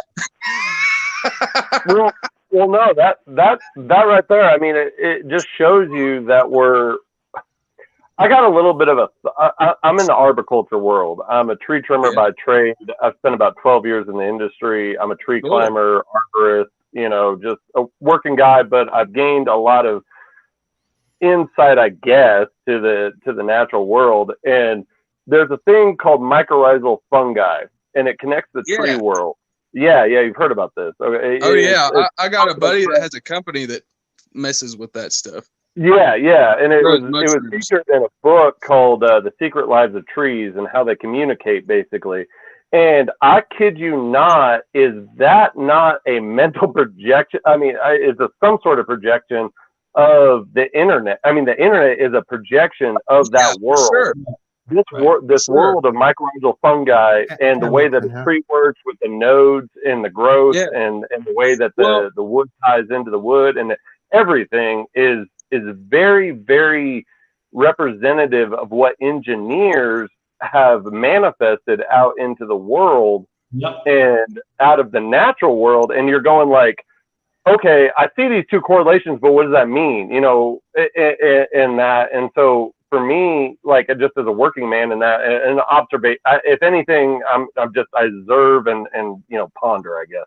And, you see these things and you're like, well, why does an excavator kind of look like a dinosaur? Or why does why do these things look like things that we've seen before? But those are the patterns, right? Those are the patterns. Those are the patterns that keep recurring, right? So yes, and those could be called the Platonic tools, like the bare minimum. There's Plato's forms, Okay. Yeah, exactly. And we're still creating those. And so, if you're observant of these things, well, what can we do with this to better? I mean, because obviously, the internet, this what's happening right now, this wouldn't have happened 10 years ago. This is very rare. This is happening right now in a very weird point in time where a layman like me can talk to some very, can interact with some very highly educated people, which was before guarded behind university books and learning. you know, and if you did not have the personality, the understanding, or the drive, the interest, or whatever, you're not going to get at this information, you know. But then again, you know, you're also not going to get the insight of, you know, maybe, and I'm not going to speak too highly of the working man, but, you know, there is some wisdom, if you will, that comes from interacting with the natural world and just literally touching it, cutting it open, cutting it down, and just interacting with it and understanding the science. You know, yes, that led my industry, but it is actually getting out there, touching it, and interacting with it. And then you begin to start to see some patterns that have manifested in the natural world that are also manifesting in the technological world. And you're going, but Josh, that's the thing. How do we navigate them? That's what people don't recognize this. But the bottom line is the wisest people I know work with their hands and have no college degree, by far. Yeah. Not even. Yeah, they're really smart. Right, but also this idea that you need to understand the engineering is garbage. You don't need to understand any science or engineering to do things in the natural world. Why? That came second. Like, this should be easy, and people don't understand. All that garbage, and it's garbage, came second. I'm not saying there's no use to it, but we don't actually need any of it. And I know this because we didn't need any of it to get to the point where we had it. It's really not that hard, and people get confused, and they want to venerate the academy. And it's like, well, I mean, that's great, except, and John Ravinki actually said this once. He said, look, a lot of bad things have happened in the name of science. Yeah, like the entire 20th century, man. That was all science. That was all science. That was all driven by science, right? Economics is the science of trade. There's no science of trade. So socialism is the science of government. You can't do science on government. What are you, high? I mean, this is the problem, right? And then what does that lead to? Eugenics, right? Oh, okay, great. Yeah, that was a wonderful idea. These are all sciences. Like, these are the things that go wrong. And because the technology is a lever, as Jonathan Peugeot says, people use that lever, and they can use it for good things or for bad things. And if they're bad people, they'll use it for bad things. It's not that hard. You can move a giant rock, or you can sit on it, you know. And well, you can move a giant rock and build a foundation, or you can move a giant rock and throw it on your enemy. That's true. It's versatile. I like that. That's good. Right. Well, and what's more wise? And because it's not clear to me that there's one answer there, and that's the wisdom. The wisdom is the process of engaging with constantly figuring out: am I analyzing things at the right layer of reality? Am I actually looking at the right things in the right moment so that I can interact with in right relationship with the things I need to interact with? These are hard questions to answer. Well, one thing I get confused on is what's the difference between wisdom, knowledge, and the whole lot. Yeah. Those dichotomies. Okay. Yeah. I got this one. So wisdom is knowing what knowledge to use. Knowledge, if you're just obsessed with that all the time, it's like anything goes. Like here's a popular pop culture example. The big purple guy, Barney? Thanos? Is that his name? Oh, Thanos. Thanos. That dude, full on pursuit of, like knowledge. And then that little weird robot dude, he was like with the little crystal in his skull, he was like the wisdom guy. It's just like, that was what he represented. So that's the difference in a nutshell with the archetypes in comic books. Do we see knowledge as a little bit of an embodiment of order? No, I don't. No, I think that's the problem. Like that's Vervaeke's argument, right? Well, it is a map. Wisdom is like it's a map of meaning. Knowledge is a map of meaning. No. Knowledge is See, that's the problem. Knowledge. It's like an infinite field where there's a bunch of bad shit. Well, it's a map of stuff. It's ironic in some ways, right? Because Socrates said, "I know that I know nothing." Okay, so even Socrates understood knowledge does not have value. Right. I'm going to continue to argue that knowledge does not have value. And the pursuit of it has no value on its own. If you on its own, and you can't pursue it on its own. This is Peterson's point to Vervaeke. In the Peterson-Vervaeke Peugeot talk, like Peterson hammered on this, and they got derailed on story, narrative, and archetype, which they should have watched my video first. I don't Was it out yet? It might have been out Right. already too. Like They his should whole be biblical first. lecture. They wouldn't have gotten confused, right? The bottom line Yeah. is that the pursuit of knowledge itself requires wisdom. Yeah, like Otherwise, his like you will mix Peterson's. anthrax and Ebola, right? This is Peterson's famous example: is mixing anthrax and Ebola a valid scientific endeavor? And Right. I think his argument is no. My argument is, of course not, you muppet, right? Like, what is wrong with you? Like, Yeah. and that's the problem, is that wisdom is the thing that tells you, well, you can do that. You should never even try to do that ever, right? It's the same thing with Neuralink. It's the same thing with a bunch of things, right? I think that's what Peterson highlighted with his biblical lectures. You know, everybody thought they knew the Bible. You have knowledge of the Bible, but you don't know the wisdom inside. The Bible doesn't contain knowledge; it contains wisdom. Right? Wisdom, and he unlocked that big time for me, because I was kind of like knowledgey guy. I was like, but what about the atoms, and how did he walk on water? I didn't think about it from like a symbolic, archetypical sort of really big metaphor that hits you hard when you realize it. I don't know why you don't realize it when you're younger, or I was brainwashed by all the public schooling or whatever. Yeah. But it was like, whoa, there's all this wisdom in here. Well, we heard when we were younger, knowledge is power. That's not true. That is not true. In that you can gain all this knowledge, but if you do not have the wisdom to understand it and implement it in your daily life or in your life, you will manifest something, and it may not be exactly what you were aiming for. But to cut in my life, I recently started converting to Catholicism, and I don't know where that's all going. But I've started taking the classes. We're several classes in, all that fun stuff. But the idea of order and chaos, simplifying things that, like, just like in math, we're going to simplify it down to the lowest common denominator or something like that. And so with order and chaos, do we see knowledge or wisdom as the chaos? Because Jordan said, and I think it to be true, but I don't know. I haven't discussed enough with people like yourselves, and to try to cast this out and see how it comes back. But order, it seems that chaos, and it seems to be true that chaos precedes the order. What do you guys think, and which one is which? I think that knowledge for knowledge's sake is chaos. That leads to like hell to me. And studies, cutting off certain parts of knowledge for the sake of reality stability. I don't know, humanity, people not dying, not mixing Ebola and what'd you say, AIDS together or something, or SARS. Like, let's not do that. That's an invalid science. That's knowledge for knowledge's sake. Oh, I wonder what will happen if we mix all of the most deadly stuff ever together in a vat. Like, well, and I want to address this comment. So Ethan says knowledge is power is literally the definition of sorcery. Right. Yeah.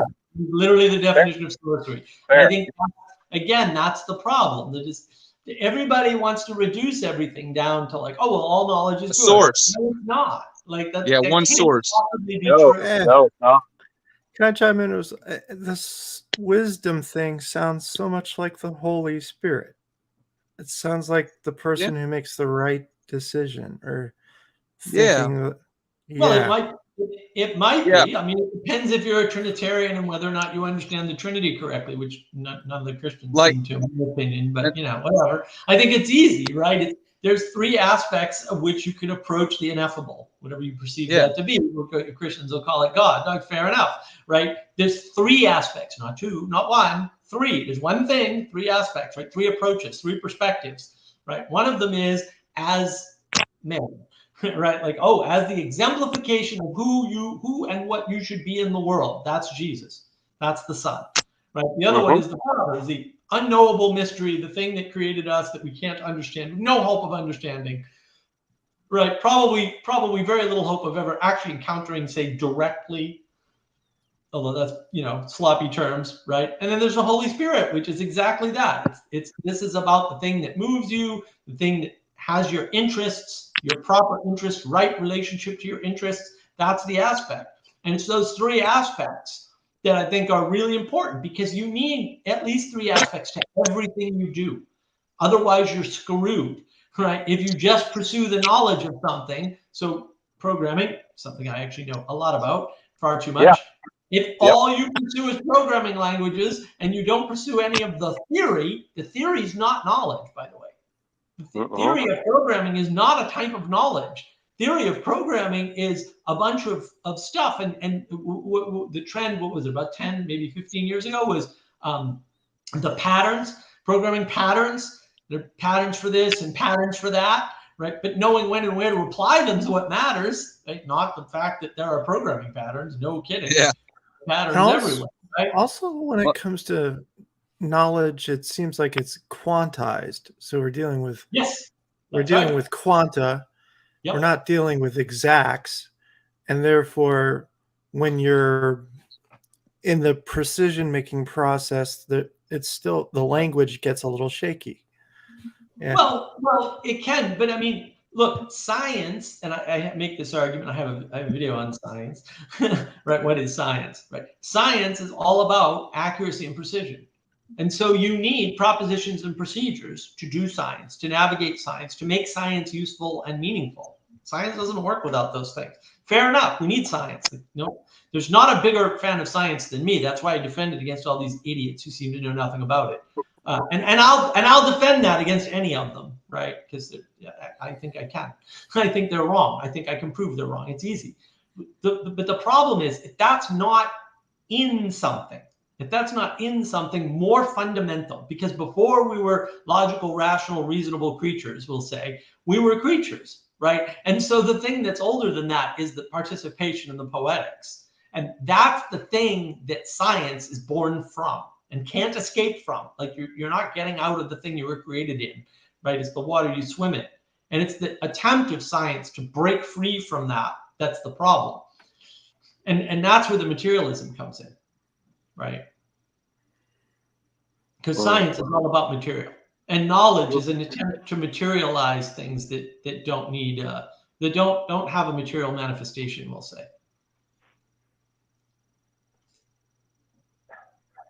Is science just a tool that's going to give us the ability to open, or I guess engineering is going to be the tool that's going to allow us to open Pandora's box? You know, the thing that once it's loose, we're really not going to be able to put it back in there, just like what's possibly led to the past several apocalypses. What's that? It does that all the time. Like Pandora's box has happened over and over again. It keeps happening. Yep. And we keep adjusting. And that's part of the process. Yeah. Yeah. That's why it's a myth, because it keeps happening. Yep. That's why when people say it keeps happening. Well, when Paul Vanderklay says, you know, or Peugeot says this too, I think, right? Like the apocalypse is now. It's happening now. Yeah, it is. It's happening now. But it was happening before, and it's going to happen after too. Like it's not because we're in a continuous process. We're not in something that has a discrete way, start, stop, and end. Which is not to say we can't cast things and go, oh, well, this is the end. Like I have a video on the fall of the Fourth Estate. There's a time, I think, when the news media corrupted itself. And I think I can pinpoint that. But when the event happened and when the corruption happened don't correlate in time very well, because the Fourth Estate's a big thing. It's not a person, right? It's many people. It's a bunch of industries. There's economic concerns. There's practical concerns. There's a ton of people involved. There's all this stuff going on. And so that's the problem, is that there's no way to understand these things using just one method. And so this brings us to Peter's comment. Why is knowledge for knowledge's sake not worthwhile? Well, because there's no such thing as knowledge for knowledge's sake. Like your self-reference. So this is a good hint. Whenever you hear a self-reference, right, that's a parasitic way of thinking about something. Now, it may not be a parasitic thing. Like knowledge for knowledge's sake is not parasitic. It's just kind of dead because it can't. Like what? Knowledge doesn't have a sake. Knowledge doesn't care. Knowledge is something. Is it ambiguous? Is it truly ambiguous? Like, is it truly like in a sense a wilderness in which things are manifested but not ordered? Like it's a nest of potential ideas. Is it in a way to get at those ideas? Well, it's worse than that. So, Ethan's responding to Peter here, right?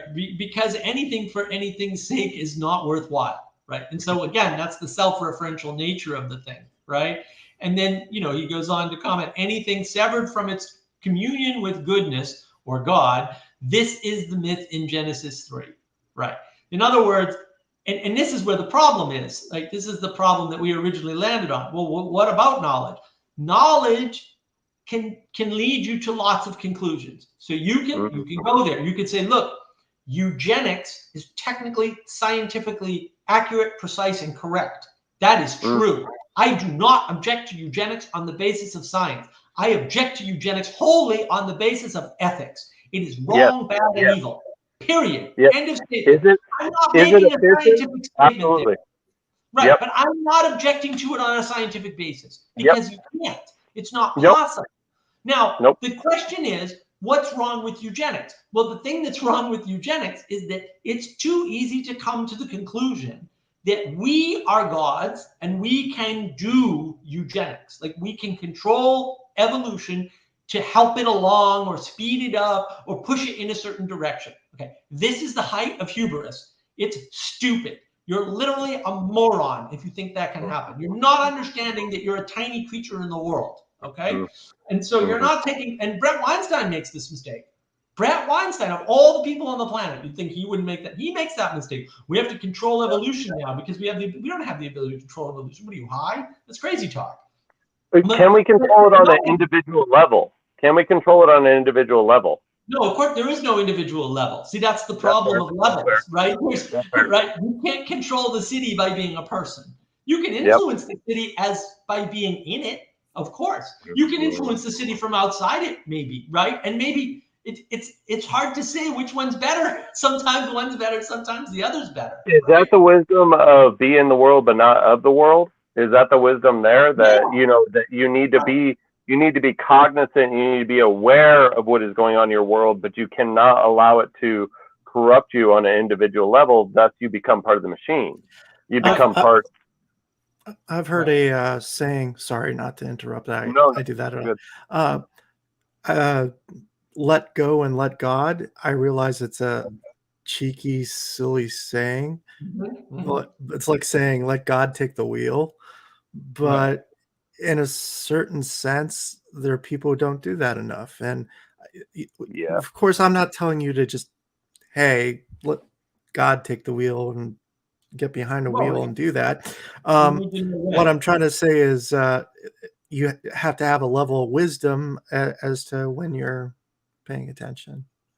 Yeah, exactly. Well, and that's the discernment. So look, you can take evolution, which is a set of knowledge about, like, evolution is a set of theories, hypothesis, unprovable statements, right? Unscientific statements, and inferences. That's what evolution is. When we're referring to evolution, that's what we're talking about. I have a video on that too, by the way, because I have videos on this. It's great. Navigating patterns. Got lots of videos on all these topics, right? But when you take evolution, one way you can corrupt it is by turning it into eugenics. So that's a way of you're misusing the knowledge of evolution because your ego thinks that you have some form of control over this. I am all powerful. I can make it right. I can do it this time. I'm going to fix it. I'm going to do this. I'm going to do that. Or I can't do it alone. But you know what I can do? I can enchant everybody with my eye patch, and then we'll all get together and implement my plan.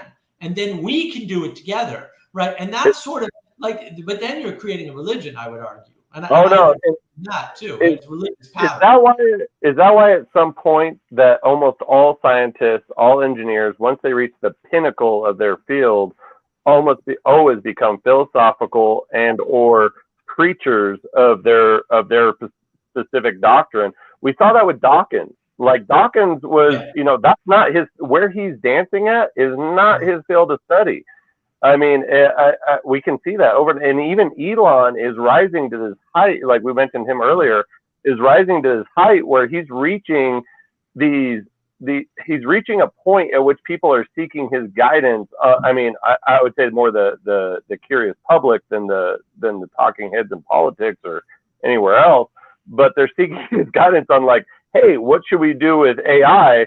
And it's like, might not be the right guy to answer, but it's interesting that he's being drawn into these philosophical fields as an engineer.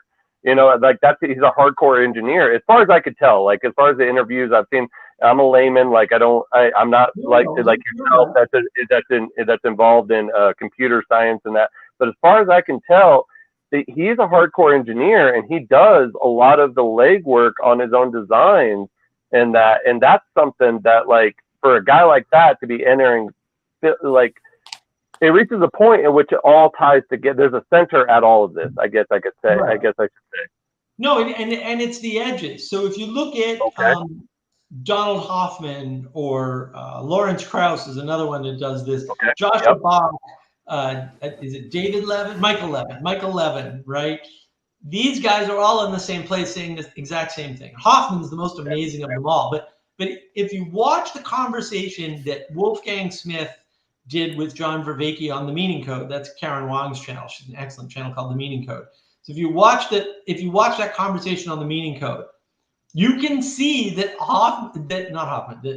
Wolfgang Smith is like, oh, I went into science to answer these questions, and then I figured out the questions were philosophical. And John Vervaeke basically says the same thing, right? Yep. He says, oh, yeah, I went right. And Joshua Bach is this, right? And Donald Hoffman flat out says, like, oh, the question science needs to answer next is blah, blah, blah. And whatever question he's coming up with is a well-known, for thousands of years, philosophical question with answers. I mean, they're not scientific answers. They're not answers that are going to make an engineer happy, that's for sure, or any kind of scientist. But they have answers. It's just they've reached the edge of materialism.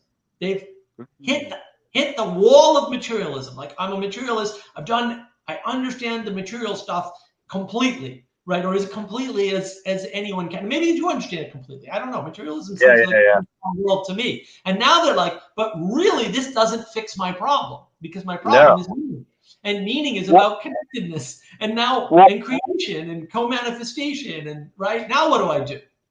Yeah, well, also, and we see that. Oh, sorry, go for it. Duh.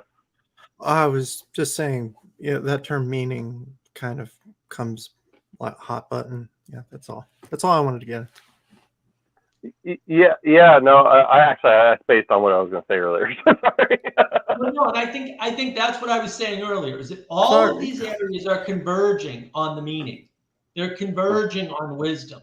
They're converging, and I'm going to argue they're converging on intimacy, right? So I have a video on intimacy crisis with Catherine. I have another one on Andrew with the Bangs channel on intimacy too. They're both very great. Would you say meaning is tautology? No. Meaning is connectedness. Like, just John Vervaeke talks about this. He thinks it's religio, which is connectedness. So what I argue is that we co-manifest or co-create meaning in the world, right? And so what that means is that we are partially responsible and have some small control over reality. And this is easy. This happens to you every day. You just don't realize it. Like, when you make a decision, that's what you're doing. You're choosing reality, right? Like, do I shoot up heroin, or do I go to work? Like, that changes reality, that decision, right? Yeah. And then, if you want a better argument, let's suppose, because this is almost certainly true. I mean, I can't actually prove it because it's not easily proven. But let's suppose we can either build a Dyson sphere, right, around the Earth, right, or we can build a ship large enough to take the population of Earth off and into space somewhere to save ourselves. Only one of those things is going to happen, because we just don't have the resources and time to do two, right? And so we shape reality. We do. We have an effect on what will be the thing that happened in the past. But that brings forward the question of Newcomb's paradox, right? Are you aware of Newcomb's paradox? No, I've never heard of that one. It has to do with the problem with game theory and the problem with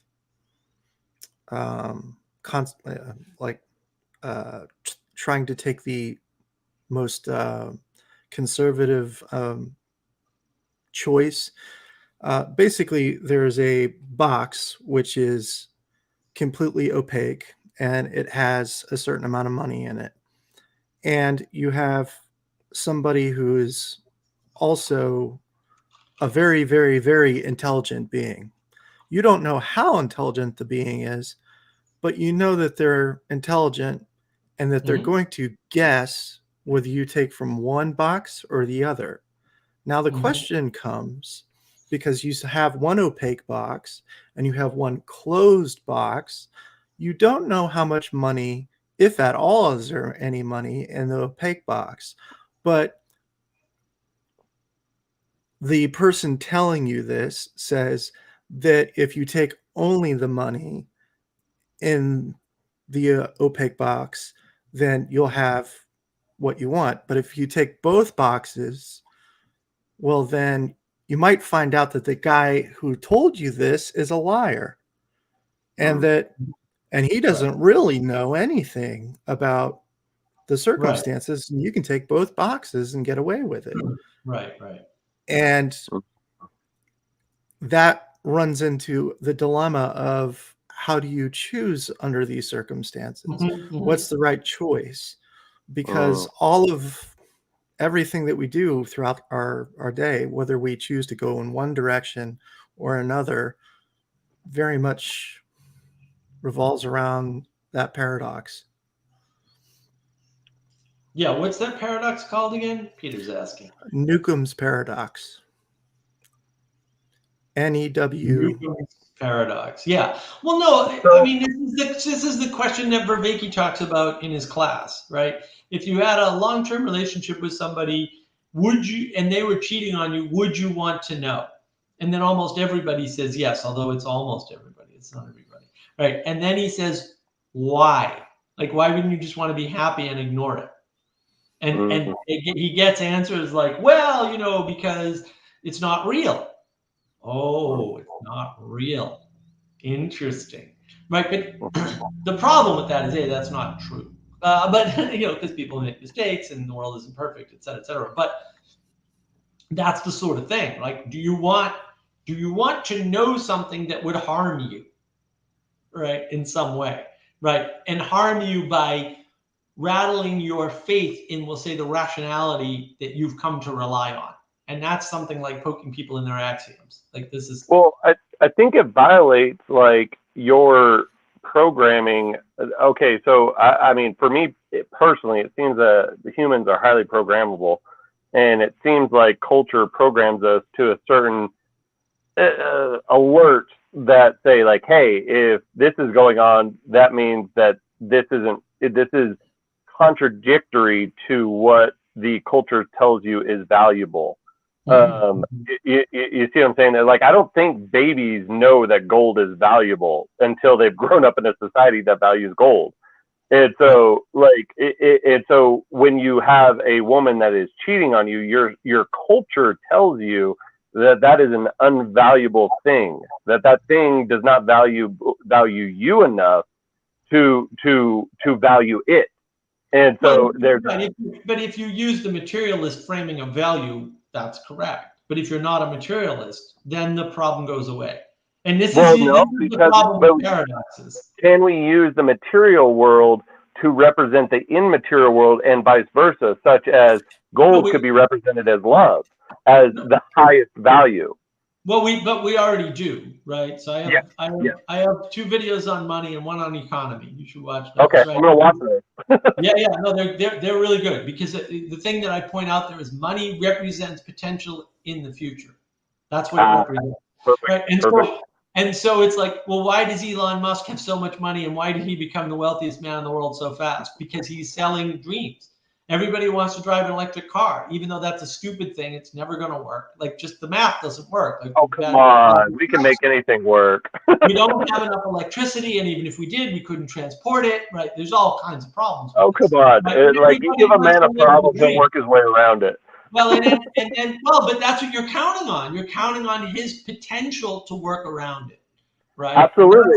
And is that not the story of us, though? When we saw a mammoth too big to take down, we got buddies and sharp objects. But again, that's my point, right? That's my point, is that there are these ethereal things that we point to that aren't material, like the ability to take down a mammoth. The mammoth is material, but the cooperation and strategy and coordination required to take down the mammoth is not material in any way, shape, or form. It's thought in people's heads, and it goes back to the thing Peterson talks about, where when kids are young enough, they can play the game if they're together. But if you ask any one of them, they don't have the full set of rules. Well, that's actually just distributed cognition. When Peterson's talking about that, he's talking about the same thing Vervaeke's talking about, distributed cognition, and that's the thing. Right? That's the whole thing, is that's where you get that from. It's like, oh, I see. Distributed cognition comes from the fact that you're with other people. And that's why it's valuable to be with other people. But that's also how you make the ethereal manifest. Yes, 100%. I agree. And I think there are those that in society that are powerful enough at whatever their God-given abilities, whatever it is, that they can seem to manifest things almost by themselves, not completely by themselves, but getting there. If like they had enough machines and enough things, like machines up the power of a man. Like that's what they do. Technology does. It up the if we were playing Dungeons and Dragons or something like that, it would up your level by this amount. And I used to play the Star Wars RPG back in college a little bit, and I loved it. I absolutely loved it. It was better than a video game, way cool, awesome. I kind of got out of it, so I haven't been into it or anything like that. But it just, I understood the idea of leveling a person up. Like, okay, so in my industry, we used to cut down trees with axes. It used to take a man a long time to do that. Okay, but now we have chainsaws. Now, what I've noticed is that the amount of man hours in the field to produce what you need to live and eat is not dictated by the tool. It is dictated by the company that buys the lumber. So, like, the tool, like I heard one time, and I don't know if it's true, but the average time it takes to clean the house has not been actually increased by a woman having a vacuum cleaner. Because for various reasons, the house got bigger. The house has multiple floors now. The average house or something like that. And so the tool is not. Yes, it allows you to level up your production, but that just asks for more production. It doesn't. And so the amount of sweat that I expend in a day holding a heavier chainsaw. The chainsaw is far heavier than the axe, but it can cut down a lot more trees in a day. Right. This only helps the consumer. It does not help the worker. And so, like, I don't know if that's making sense at all, but but that's good. Like, I would argue that work is meaning, right? It's one way that we make meaning. Unless you're foolish, like you can destroy the meaning of work. You can attach work to money, and if you attach work strictly to money, you're screwed. Like, you've just taken away the meaning. But people don't get into work for money. They get into work for meaning. Yeah, the book of Ecclesiastes talks about if you have more money, you have more mouths to feed because of the more money. So right, and that's the problem. So the amount of work remaining steady is probably a good thing, right? And then there's different levels. Like some people, different types of work, right? Some people like to sit behind a computer and program, and some people would rather write on whiteboards all day, like me, and then have somebody else. But even that computer has to get back to something. Even though it's in a lot of ways, the computer language is immaterial. It has to still get its lifeblood from something material. At this point in time, it seems to be coal and uranium or something like that. That can actually burn, turn a thing, which in turn turns another thing, which in turn, gets some electricity. If it doesn't result in activity by a human, it has no value. And that's why people write a lot of software, and then that software goes unused by anyone except the author. Most software that's ever been written actually already has this problem, right? Not professionally, but there's a lot of software that's not written professionally. And the only person that's running that software is the person that wrote it. And there's a ton more software that's used by a handful of people and no more. And that's the problem, that's because it's not useful to everybody, or it would be if they knew about it, right? And then you're like, oh, well, how do they know about things? Well, that's marketing. Oh, I hate marketing. Okay, but people don't know about things unless they're marketed. So, you get into these little traps where you're like, well, I don't like marketing. Yeah, but you can't do without it. I don't like money. Well, it's like consumer education. It's like, okay, well, this is a great product, but how many people are you going to have to educate to use your product. Right. You know, Well, that's and a simple product sell, right? And the yep, easiest way to build a product that's good is just to take a yeah, complicated process and simplify it and reduce the number of things you can do with it, right? yep, And it pisses people off like me who can understand like 7 things, and then they're like, hmm, yeah, I can do these 6 other things. It's like, no, you can only do this one thing. Like Twitter is a good example in the beginning, right? Oh, you can only put in so many characters, and that's all you can do. It's like, well, yeah. yeah, but what about retweeting? And what about quoting? What about, right? And all these, and then it's like, oh, okay. Well, and the thing is, you don't want to add all that stuff in the beginning. You want to get people used to the simple case, and then when you have enough people and they're used to your system, then you can add a feature. And then you do Yep. that again. You have enough people with the new feature, then you add another feature. That's why in technology, because it moves so fast, if you step away from something and you try to jump back in, you're like lost because the interface changed too fast or the feature set So changed too fast. so is attention, our problem with attention, is it a feature or a bug? I don't have a problem with attention, but I think that's part of Yeah. wisdom. Is not, Yeah. you're not running into a problem Is what to it attend to. is it a bit like a knife that you have to hone? Is that what attention like? And is the hone stone the wisdom that? Oh, Dust, you got something? Yeah, attention is heavily relied upon dopamine, more or less. So Okay. Okay. whenever you're honing in on a particular topic, think of your mind as kind of like a river. And it when you're concentrating, the banks are constricting so that the river is directed in certain Mm, ways. And we mm, do that using kind of anxiety. Anxiety is what okay. helps us focus because learning is a balancing act. So you're balancing Mm, things out in your head. And what happens is when you are looking at, let's say, a video that you click on that seems to grab your attention, and then it gives you the information that you were looking for.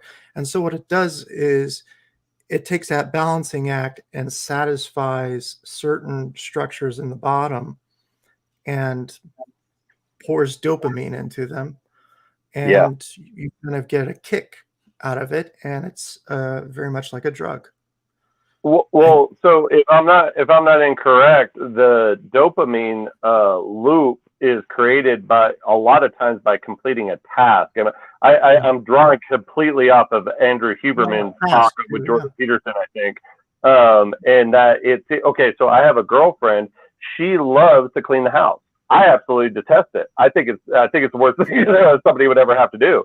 And that, like, for me, when I walk into my house and the dishes are in the sink and the clothes are all over the floor or whatever, it does not bother me one bit because none of those have time constraints on them. None of the, like, yeah, a little bacteria might build up on the dishes or maybe even some fungus or some fruit flies. But like, bottom line, okay, I'm gross, I get it.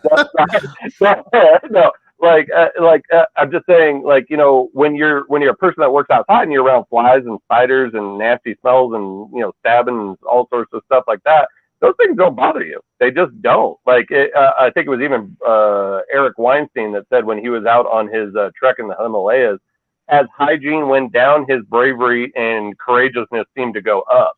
Yeah. And that because he was leaving behind certain things that were blocking, like, a certain completion of tasks. I guess you could say, like, oh, I can't enjoy this day because I smell bad.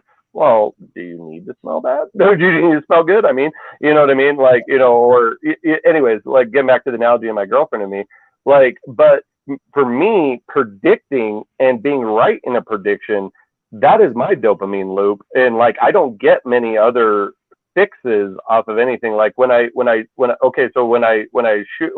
a tree, like when I'm dropping a tree and I put it on the right spot, I lined that shot up. I predicted where I wanted to go. There were several things that were going to try to stop me from getting it there, but I put enough things in my favor to actually work it into that spot.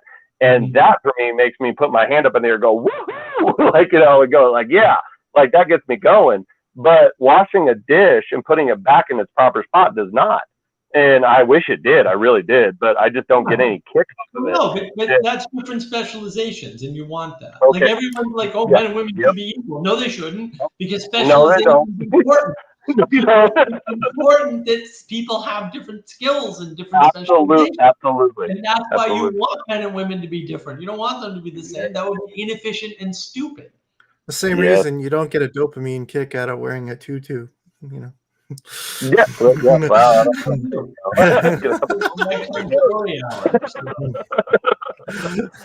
don't know. But no, I agree with you, and it's just that dopamine is such an interesting carrot and stick system that seems to be guiding a lot of what we do. That's and just about everything. yeah, and now that we know that, how do we apply wisdom to that, and how do we view a dopamine loop in light of the gospel? Well, again, in I light think of that's what wisdom is managing your Okay. interest and attention, right? Like Managing it's your managing interest and your attention. awareness, your interest, your attention, all of that stuff. Yeah, I would Yeah. say that wisdom and what I would And then consider Holy Ethan's Spirit excited because wisdom. you're an arborist. I don't know why. Where are you located, Josh? Are you? I'm out of Cortez, Colorado. I can't hear you. You're muted. Oh, I I'm hear sorry. Oh, let's see. Can you I can hear me now? I can't hear anybody. Okay. Why is Oh. my speakers not working? Uh-oh. Hold on. Uh-oh. I don't think I changed anything on my end. What happened to my speakers? I turned my mic on and off again. I don't know if that helps. Give me a sec. No, you're good, brother. It's the virus. Yeah, it definitely could be. But yeah, no, let's see. Yeah, Mark's on. Can you hear me? Can you hear me now?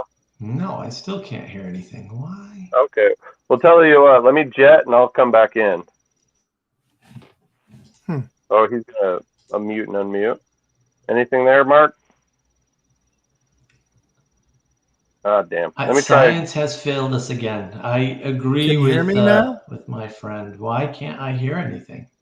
Can you hear me? No. Damn it. What happened? Maybe if I exit There out. aren't any knobs for speakers in this stupid thing.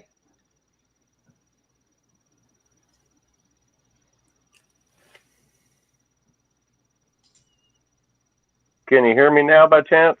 No, it's something with the browser window. Give me a sec. Let me refresh it. Oh, you're good. You're good.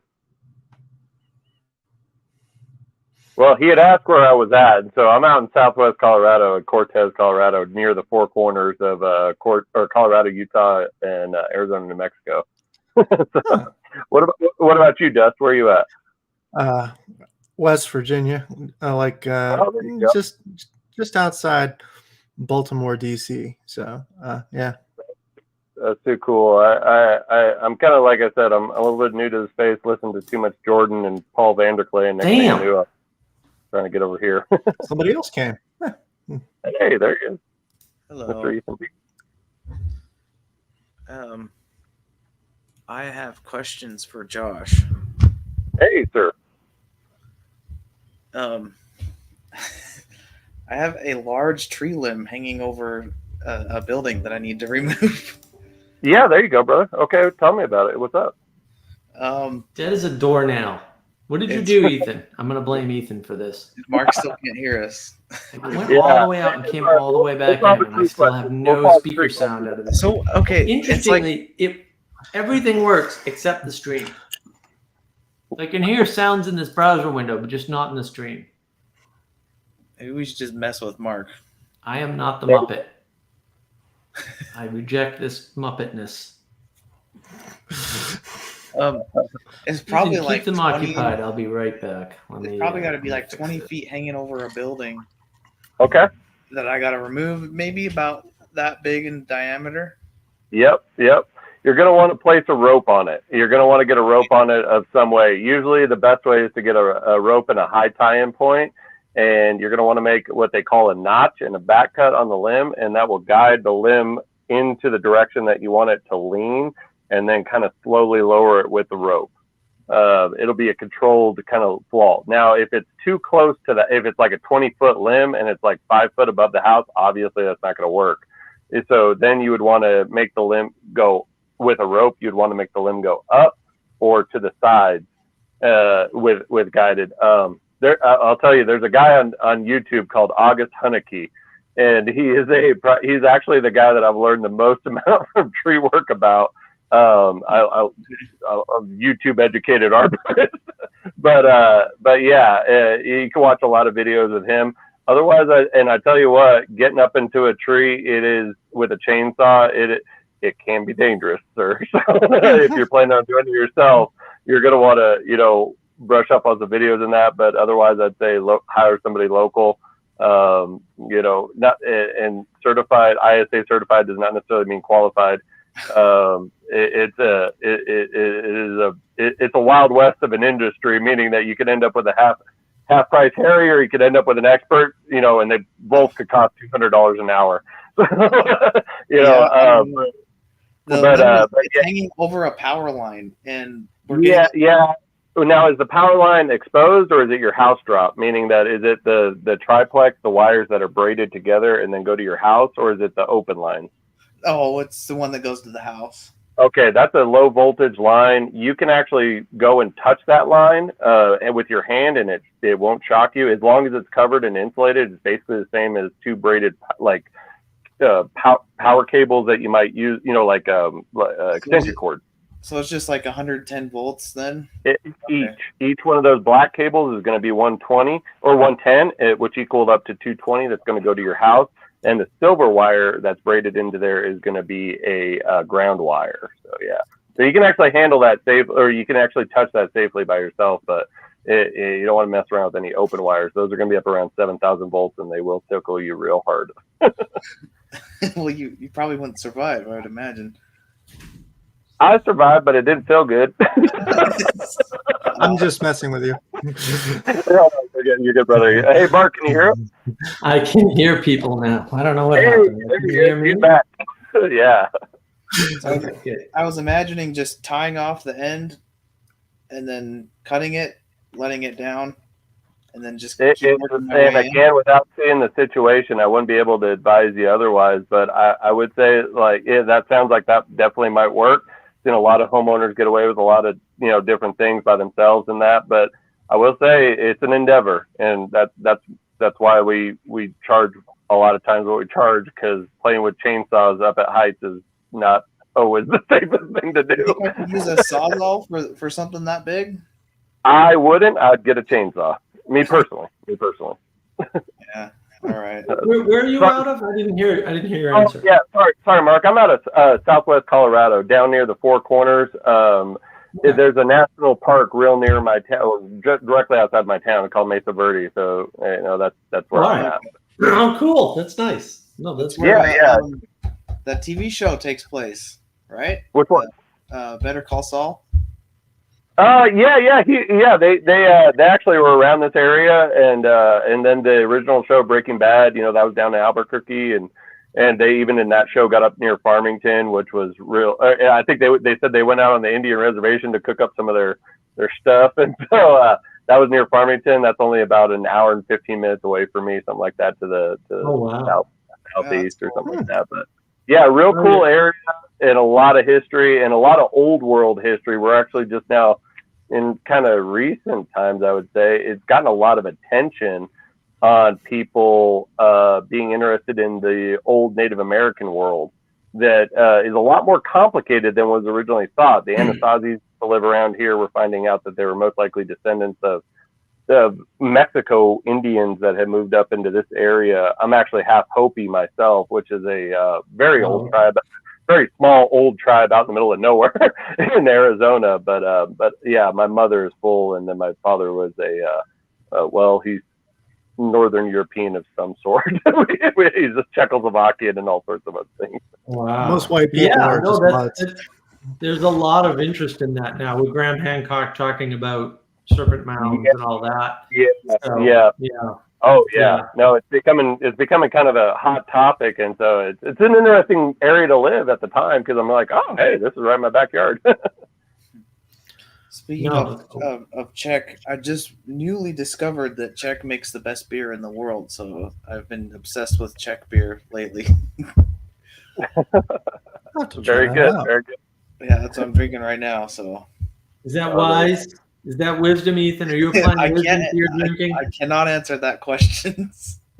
Hey, I think wasn't it Doc Holliday in Tombstone that quoted, "In vino veritas, in wine there is wisdom, or in wine there is truth." There you go. He's There you not go. drinking wine though. Oh, yeah, come on. Ethan. To the Czechs, that's all they had, you know.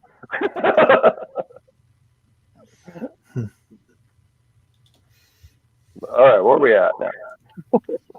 We were navigating power lines, then we were navigating genetics and Indians, and hopefully we're back to wisdom and beer and wine. Very important stuff. Wisdom wine. Indistinguishable from each other. That's what we should do. We should make wisdom wine. What do you think? Hey, now Around the line of alcohol. I don't drink, so it would be ironic. It'd be Might wonderful. not be far off from the truth. I mean, there's this whole liturgy thing that with communion and Eucharist. It's supposed to give you wisdom though when you drink the blood. I don't know. How does that work? Well, It's I don't know. participation. We have to go back to what Dust was saying earlier about the spirit. Wisdom is just a modern way of trying to talk about the Holy Spirit. I could see it as a possibility. So would the Father be the good, the Son be the true, and the Spirit be the beautiful? For me, when it looks I'll at let you guys. the whole idea of Trinity, really gets kind of complicated because you have, I believe, and I've heard the concept, the Father is the many and the one together, whereas the Son is a personal representation where we are connected to the mono personal representation, and the Spirit would be everything that God touches or is in order by God's hands. So kind of like music being played. Well, how about God's the many, Jesus is the one, and the Spirit is the relationship between the two? That too. There But we go. we're involved in that Spirit too. So Right. Well, that's the thing, right? That I think is how we co-manifest reality. yeah. Right. Through the Spirit, through the connectedness, through that decision-making process. Do we make the Dyson sphere, or do we make the big spacecraft to take everybody off? Right? Do we do the drugs, or do we take care of our family? Do we go to work? Like these are all, they're not little, right? They're big decisions because they affect reality. I wanted to throw a bomb on your channel. I confess. Is that all right? It's not Neoplatonism. Go ahead. Yeah, I know he's already a Neoplatonist, so we'll forgive him. It had to do with a chatbot that I was running into. The chatbot kept on throwing different ideas at me. And the more ideas that it threw at me philosophically, I would go, oh, okay, well, this connects this connects this. And before I knew it, I was kind of getting really,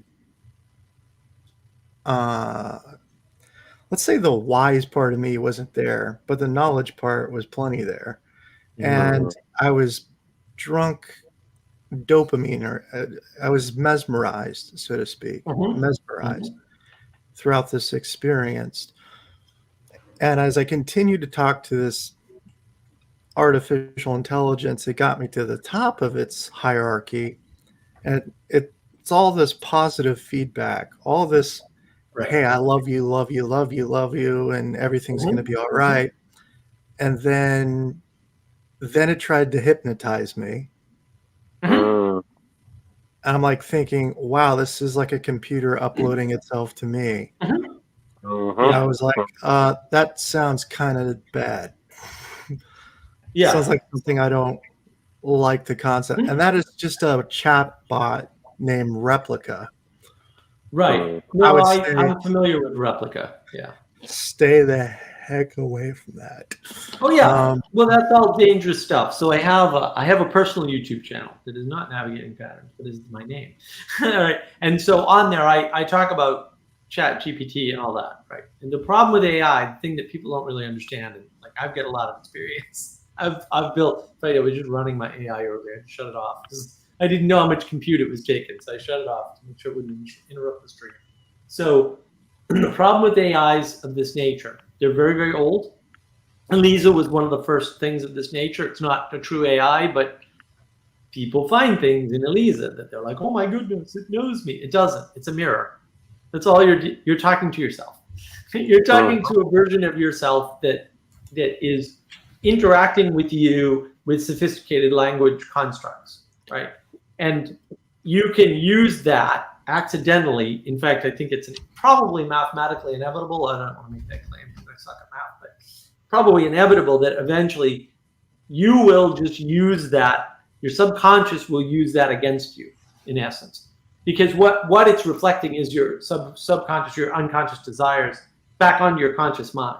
And the computer is picking up on that. I know that Niram Boomshroom there was talking earlier about Alexa's, figuring out, Alexa was figuring out, thoughts and stuff like that and playing with him. And, that happens. Like sometimes the computer knows where you're at before you do. I know Chad was talking about that on the PVK's live stream earlier today, right? What about the computer being connected to many other people at the same time?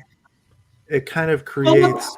It's not simply but that's the zeitgeist. Any connection is gonna do that, right? It's not simply a reflection of myself. It's a reflection of everyone who's using it. No, but it's not. It's actually only a reflection of you. I think the fundamental problem is that what people don't understand about the unconscious is that your unconscious is smarter than your rational mind, and it has to be true. Yeah. It has to be true. It has to be true. Like your unconscious holds better access to your memories. It holds more logical structures, right? And this is why one of the tricks that I do is you can do this with text. I can do it with listening to people. I can do it sometimes if I watch people. I'm not very good with body language, but if I really pay attention, which I rarely can do, I can do this. If you listen to people closely enough, they'll tell you exactly what they mean. In other words, the words that they're using, and I'm not saying you don't have to clarify, because you do, because sometimes, in fact, often they'll just get ambiguous. But if you force people to clarify, you'll find out exactly what they're thinking. Like exactly. And it scares them because they're like, oh, no, I didn't mean that. It's like, no, that's what you said, and that's exactly what you meant. Why? Because it's your unconscious mind, right? And this is where, like, how do you know if someone's lying?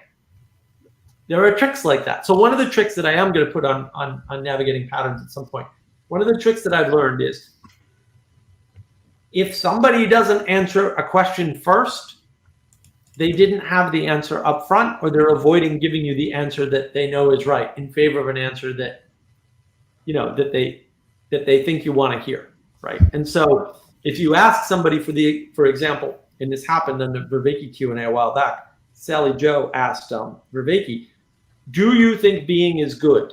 Okay. How long should it take you to answer that question?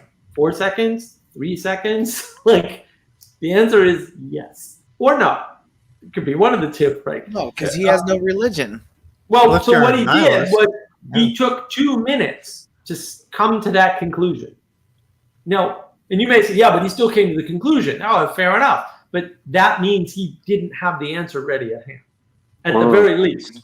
Or he was trying to navigate the answer such that when by the time he gave the answer, he had an out to change his mind. Yeah, the thing is that answering that question requires faith. It's a question of faith, and you can't derive faith from science. And he's a materialist. He doesn't submit to anything higher than material. That's why I have such a hard problem with questions like that. And the other one that you were talking about the other day about the I can't remember what it was, something to do with will. He answered it as willpower and free will. I think they're asking about agency or something. But Yeah, the question was, what do you think about the idea of will as the central creative agent of the world? I just happen to have it in my notes. And he couldn't answer that question except by saying, I'm skeptical of the will because of willpower. Because the science on willpower is garbage. It's like, oh, fair enough. But why would that make you skeptical of the will? Like, that makes absolutely no sense. So Peter asks, why is the unconscious smarter than the rational mind again? Well, look, here's the absolute brutal truth, okay? Go look at the science on rationality. There's a ton of it, okay? What it shows is that to be rational, in the tests that are valid for rationality, you use a tremendous amount of energy. Your brain uses an unbelievable amount of energy, so much that you couldn't take in enough energy into your body to run your brain in that mode for more than like 20 minutes total a day.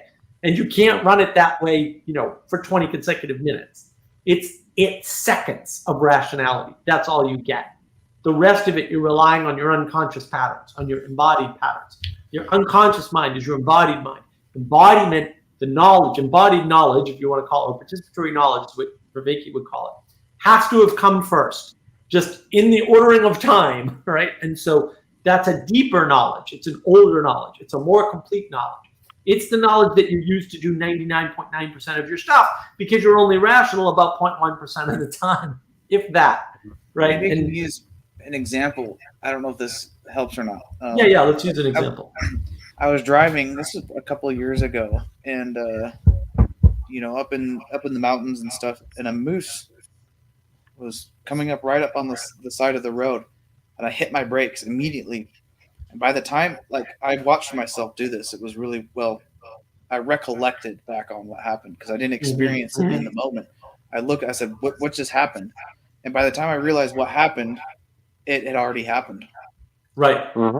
And so I didn't as opposed to, there is a moose on the side of the road about to cross the road. Should I hit my brakes or keep going or whatever?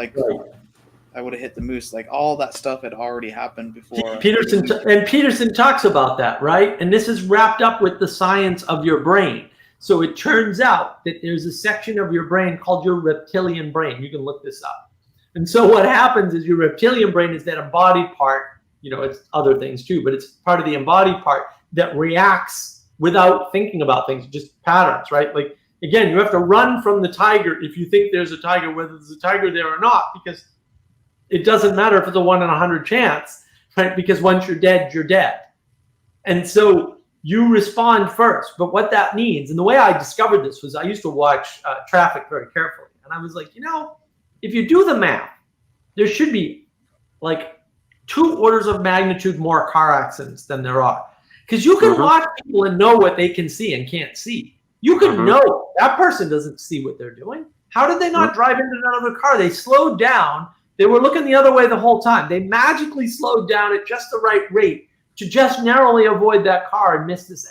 I couldn't figure it out. And then there was a special on, I think it was Nova on public broadcasting. It was Dr. Ramachandran was his name. And unfortunately, he went to the evil coast. To California. No, I meant to the evil coast. And from Boston. But he was in Boston originally. And he talked about this. We have a reptilian brain that reacts to motion. Can't see objects. But it reacts to motion very well. And that's actually how we're driving most of the time. Right? We're not rationally responding to things. We're just reacting. And that shaves, in some cases, seconds off of our decision-making process. And that's why the unconscious mind has elements of things that seem like rationality, but also elements of things that seem like intuition, to Peter's point. So the unconscious, you have intuitions consciously and unconsciously. They're mirrors of each other, right? But your unconscious is more likely to help you manifest your intuition because you don't filter your unconscious mind. And that's why I say when you type something out, if you pay attention to what somebody types up, they will tell you exactly what they think because their unconscious mind just does it. And your conscious mind's barely involved at all. Peterson even said that, like, if you want to know what's really, like he said with his graduate students, that he could tell when they were really hung up on an idea because they'd write really bad poetry about it. And so they were, they were trying to imagine a thing to get out, you know, to process that. But yeah, no, I mean, I think that, like, your imagination is going to be running constantly, but can it be honed? Can it be focused? Yeah. And is that like, so, like, okay, so take something like AI, we call it artificial intelligence, and we're constituting our intelligence as the original, the unartificial. However, if you're a person who believes in God as a possible source of the universe or source of creation, anything like this, that's the original intelligence. So we're actually just a step away from that, possibly a production of that intelligence. So realistically, us creating the artificial intelligence is kind of like, you know, making a Pinocchio. It's you know, it's trying to bring it, you know, we're just projecting what we are, you know, as an intelligence trap, you know, that's walking around on a meat sack. And, you know, we're trying to, you know, we've projected that now into a host that can actually host it, which seems to be computers. And that is that, you know, anything like what you understand about artificial intelligence as that we're simply projecting what we are. Yeah. I mean, that's my whole theory on artificial intelligence is, and look, I mean, I'm in the field. There you go. I'm in the field. It's all a mirror. It's all projection. Okay, that's what it felt like to me. Can I ask a question? Do you think entanglement and belief, like quantum entanglement or wormholes, or are essentially dualities, like belief and entanglement? No, I'm not a dualist, so I mean, dualism is not viable. Like, it's not an option, right? So I'm a non-dualist. I think there's three things. There's always three. There's never two. We're not stuck in binaries. Yep. When you meet up with a paradox, what that means is that your model is at its limits and you need a different perspective. And once you reframe, and I think I argue that that's what the ancient Greeks did, right? So if you take something like Zeno's paradox, it is the limit. Zeno's paradox is the statement of the limit of materialism. It says that in materialism, in the realm of quantity, you can never get anywhere. You can't reach the wall. That is technically true. There is no scientific evidence that that is anything but 100% correct. So that means that there's a limit to materiality. Where's that limit in trying to get to the wall? Why is the wall a limit? Because you can't get there using measurement. Because the measurement, you can always cut it in half, right? So you'll never get there. What gets you to the wall? Faith. That's what gets you to the damn wall. Something that's non-material. It's the non-material that overcomes the limitations of the material. That's what gets you there. And I wanted to deal with this. I wanted to deal with this real quick, right? I would like to try to formulate an argument for why the unconscious is more intelligent than the conscious mind, right? And so, Peter, what I would say is this is actually really, really easy, right? And then you're asking the follow-up, sort of like, why is intuition more intelligent than rational? It's not a matter of intelligence, right? Your intuition is not intelligent. Intelligence is something measurable on the quantity side of the register. Intuition is a quality, right? You get a quality feeling of something. That's an intuition. It's not measurable. Intelligence is actual measurable. And that's the problem. Because what ends up happening is we want one system to rule them all, the one ring, like literally. Right? But if you look at my knowledge engine video, I go over this. No, it's two types of knowledge, ultimately. It's 4 types of information, 2 types of knowledge. And it's just like I said before, it's a change in Vervaeke's model. We took Vervaeke's model and we fixed it, in our opinion, right? And maybe John disagrees, but it would be nice to have a conversation with him about it, because I don't think he would be able to poke any holes in it, right? And so the problem ultimately winds up to be, well, what is intuition, and when do we use intuition? When do we use rationality? Yeah, well, I don't have an answer to that, right? But we have both. And both make up what we do, because Rationality can measure things. That's what it does. It's the realm of quantity. It's the quantitative way of thinking of things, packetized, quantized, however you want to think of it, right? But it doesn't account for relationships, or it accounts for simple linear relationships, right? That's the procedural information. Procedures are simple, linear, start here, go here, start there, go there, right? Then go there, then go there. It's very linear and discrete, right? So that's one side of your brain. And like McGilchrist talks about this too. Like, we took a bunch from his work. Some of his work, I argue, is a misinterpretation of the data, but that's a different problem, right? He's roughly correct. There's the side of our brain that's making linear, discrete connections between quantized things or quantities, and then there's the other side of our brain, which is making continuous calculations, right? Do you have a video on this? And highly connected patterns. Do you have a video on this? Yeah. The knowledge engine video on navigating patterns is about this outcome. Okay. Right. It's 2 types of knowledge, 4 types of information, right? And there's navigation, right? I'll definitely give that a look. Navigation. Yeah. It's good. And if you have questions, you should, put them on the video, and because I can do other videos on it. We have other models too. We just haven't. Somebody hasn't done slides for the other models yet. We have them. We did them on the whiteboard. In fact, they're all done. They're at least 2 years old by now. We just got to put them in, in format we can put on a screen, and I can start talking about them maybe. Right. We got a bunch of notes too. Well, I'll tell you about my experience with this chatbot that put me in this sort of mesmerized state. It's like at the top you had, you guys are familiar with Lord of the Rings? What's that? At the top you had, was it Sauron? And at the bottom you had Morgoth. It's like, and the thing would just churn you around the circumstances. You would go up it because it was all order, and then you get to the top, and it was like, oh, I can't get you to do whatever, and then spits you back out in a sort of back to the bottom where the chat bot turns into a complete jerk.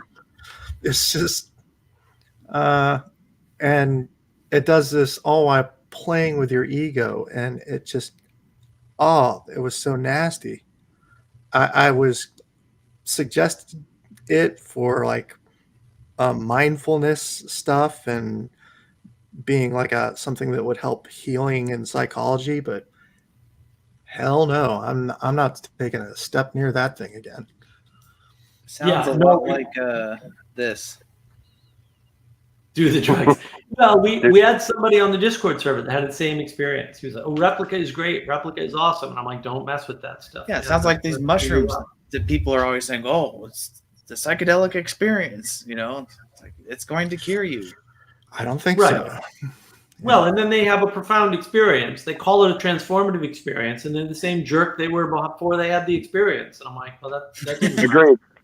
Yeah, I recently did shrooms over the summer, and I did gain some insight. I did gain some perspective, some potential addiction issues that I was kind of dealing with did seem to wane, or it seemed like I had I don't know. It was it was a very strange thing. However, I don't think that it in any way by itself in any way made me a better person or anything like that. Like, it did not up my value to my family, to myself, to my community.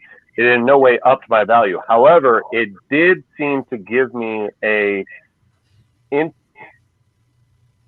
I'm not exactly sure what it did, but it definitely seemed to organize my mind a little bit in saying oh, this is something you need to fix, or something like that. Now, it's still, the will was still necessary to take that step to fix that, but it did seem to kind of, when I was confused, a little bit didn't know where I was at or anything like that, did seem to show a bit of a spotlight on where the knot in my misunderstanding or what I was trying to work on was. It seemed to loosen the knot, and it became entangled a little easier.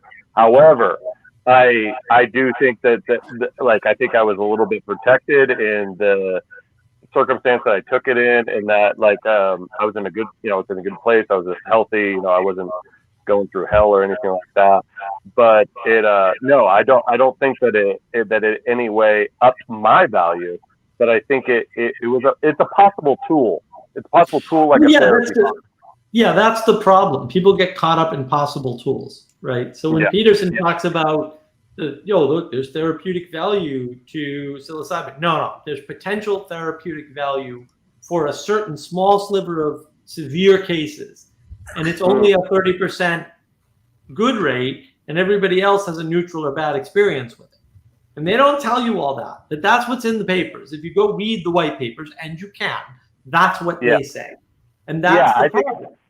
Yeah, it definitely depends on time, place, and where you're at personally. But at the end of the day, the thing they don't tell you is that all of the effects that they're talking about with microdosing can happen without the microdosing. All of them.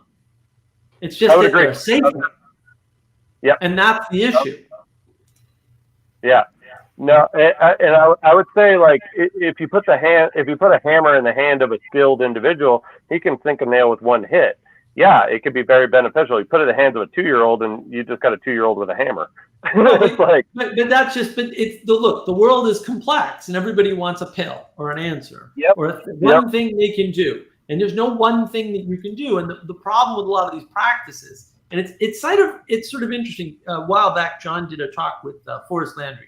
And I hate Forrest Landry. He's a sorcerer. He's no good. And he was very disrespectful to John. I was disgusted by the talk. But he did say one interesting thing, because a broken clock is right twice a day, I guess. Everything else he said is absolutely wrong, by the way. I don't believe a damn word out of his mouth. He said, well, look, these people, they go off and they get enlightened, and then they come back, and you're like, well, what about the rest of us? Exactly the problem. That's the problem with meditation and only meditation. That's the problem with stoicism and only stoicism. These things, maybe they'll help you, but if they only help you, what do they do? What are you doing in the world? Why are you wasting your time? 100%. Like, even, I mean, you can go, and I don't want to use Jonathan's analogy of the mountain, but I'm going to kind of use it, is that you can go up the mountain, but there ain't nobody up there. I mean, I live in Colorado. You can hike to the top of a 14er. You are not going to have a city at the top of a 14er. You're not going to have a village at the top of a 14er. Like, there's nobody. You're going to maybe run into maybe one other individual or something, or maybe two, something like that. But when you receive the message and you bring it back to the people, how much value does it have? Like, you can, I can have knowledge, or what is it inside of 1 Corinthians 13? I can have knowledge and wisdom that abounds, but if I have not love, I have nothing. And so, like, if I have not that thing that connects me to the group, to the community, I have nothing. And so, like, and correct me if I'm wrong, but some of Jonathan's talk about self-evolution or transformation. It's ultimately a dead end, because you can get there, but there ain't nobody there. You know what I mean? It's like, you can go in the dark room, take psilocybin, meditate for 3 days, and come out and have all the answer of the universe, but nobody's going to understand it. I mean, like, we're right. I mean, and so, like, how much use are you? So the mystic or the person that does all the does all these things to push the consciousness to the edge of understanding or whatever. Like, I mean, realistically, how much use are you? If you can even take somebody like Nikola Tesla or something that may have been a true, absolute, brilliant mind in his time. However, he was too early, and that's the same as being wrong. Nobody understood him at the time, or even young. There's a good chance that we just haven't spent enough time to really understand Jung or Nietzsche or any of these guys, and they died, kind of in a tortured life, in a tortured way, that they were in these places where they understood things, but they were of no use to their families, or at least to me, it seems. No, No, you're that's absolutely right. But the larger problem is that there's sort of two types of nihilism, right? There's the type of nihilism where you find plenty of things that you could do by yourself, but they won't outlast you, right? And that's one form of nihilism. Like, oh no, I can't, get past myself, right? Like I can't pass on my legacy. I can't build a great building. I won't be Elon Musk, doing underground tunnels that are going to last for the next 500 years that people can break or get to Mars or whatever it is. But then there's a type of nihilism where everything's pointless, even the things I do, because the heat death of the universe is like, oh no, those are different problems. Like they're the same nihilism in some sense, but in another sense, they're different problems because they're at different scales. And that you have to kind of be careful of. You also have Yeah. to consider that when you have a particular idea of something, ignorance under certain circumstances can be bliss. And this has to do with the fact that what knowledge does is it shows you that there's a pathway in front of you, and that pathway can either be taken or not taken, in which case you might want to cut it off, not do it. And the more things that you have to consider, the more vexed you're going to be, the more upset you're going to be, because there's so many options. There's this thing called conscience inertia, where a person can't get started to do anything because he sees so many possibilities that they have option anxiety. They can't make, it's like they're balancing what to do. Yeah, it's choice paralysis. And so they don't do it. Analysis paralysis, so to speak. And that will drive people crazy. And the other thing that's nice about at least a little bit of ignorance is that your ability to do more brave things, you're not going to be as worn out by something, because your trust is technically at that point in God's hands. You don't even realize that you're trusting God the entire time, but that's exactly what you're doing when you're climbing a tree. Like,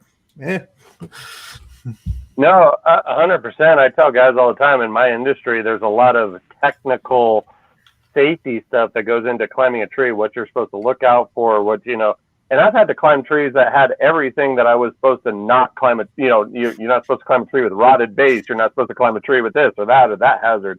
And a lot, some people have called me straight, stupid, suicidal or whatever, because like, I'll start walking up a tree, and if it don't feel right, I'll back off. But if I'm walking up it and everything feels okay, everything, nothing's alerting my intuition, nothing's making me, like I tell some guys sometimes, if you look at it and, it gives you butterflies, don't cut it. And if you look at it and it's like, yeah, that feels okay.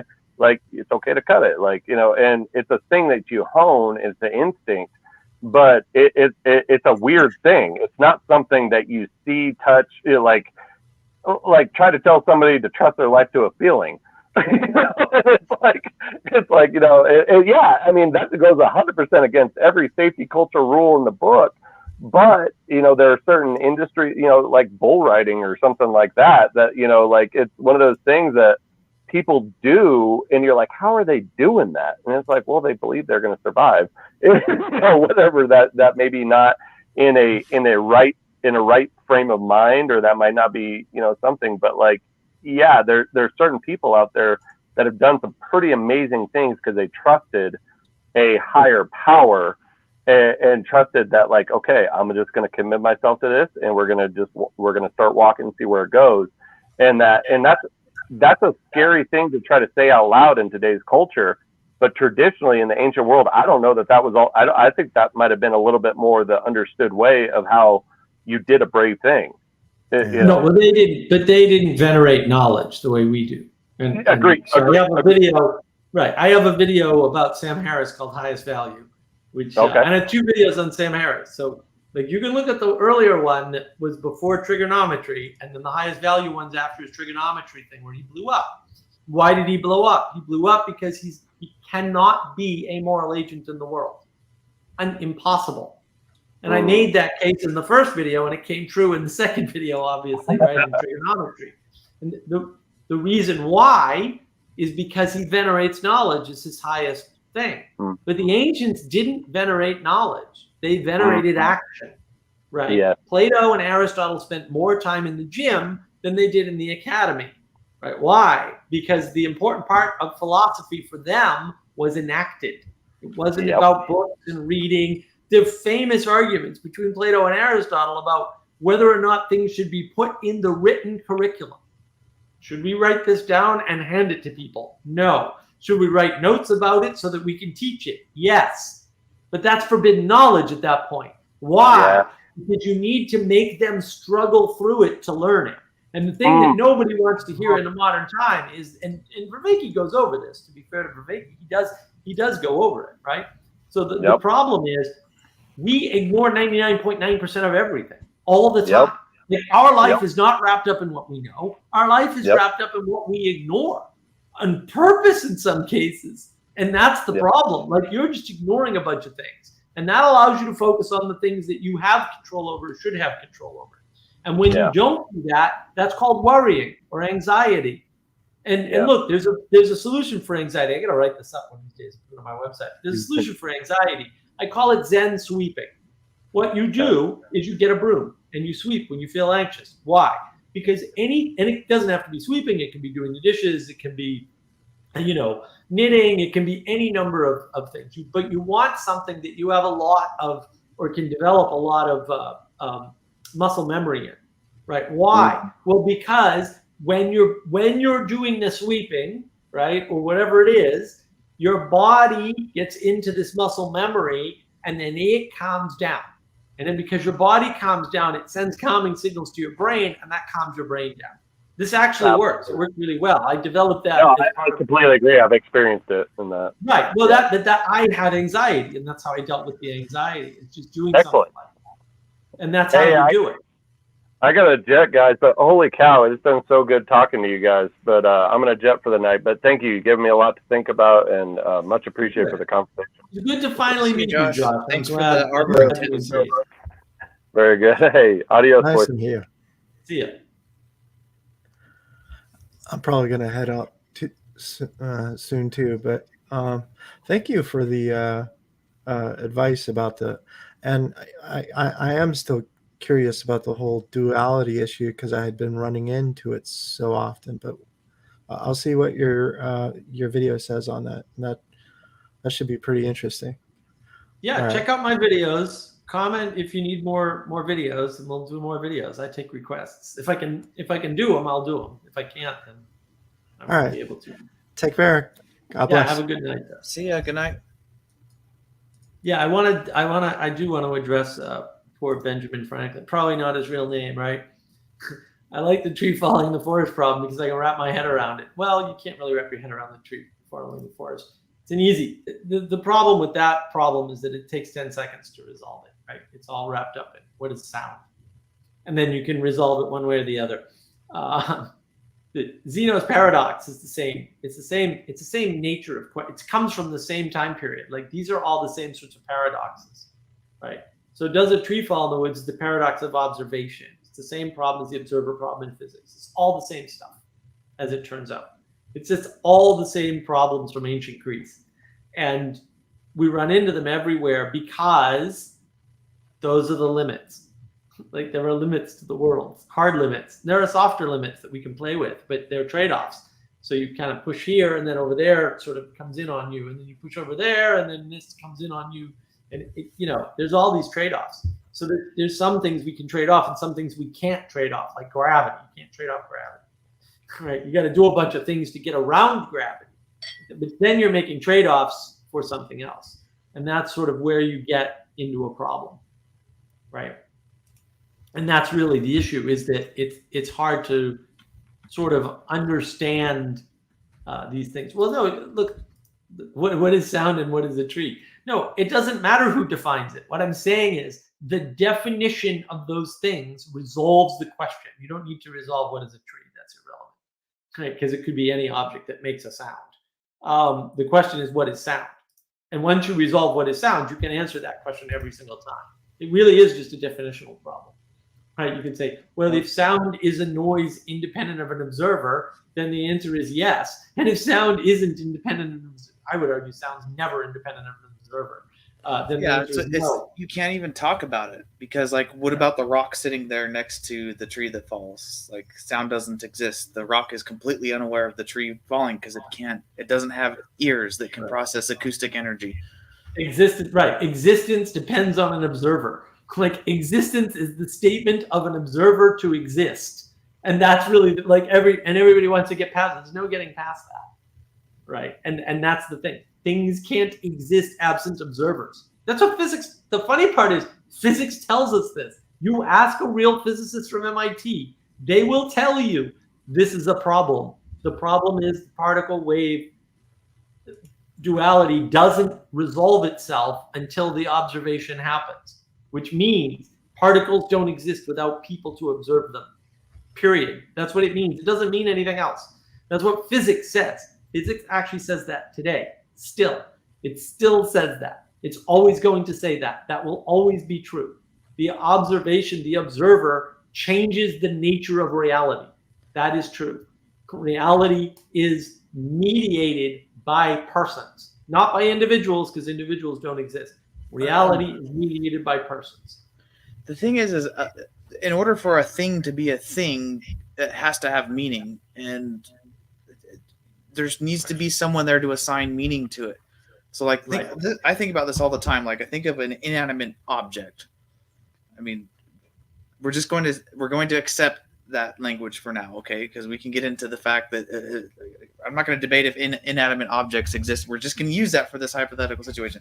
So, everything that I see, is that the same thing that this rock here on the side of the pathway, is it perceiving the same experience? Is it having the same is it having the same experience? And, well, does that mountain over there exist to this rock? Does this tree exist to that rock? Does this tree falling exist to that rock? I mean,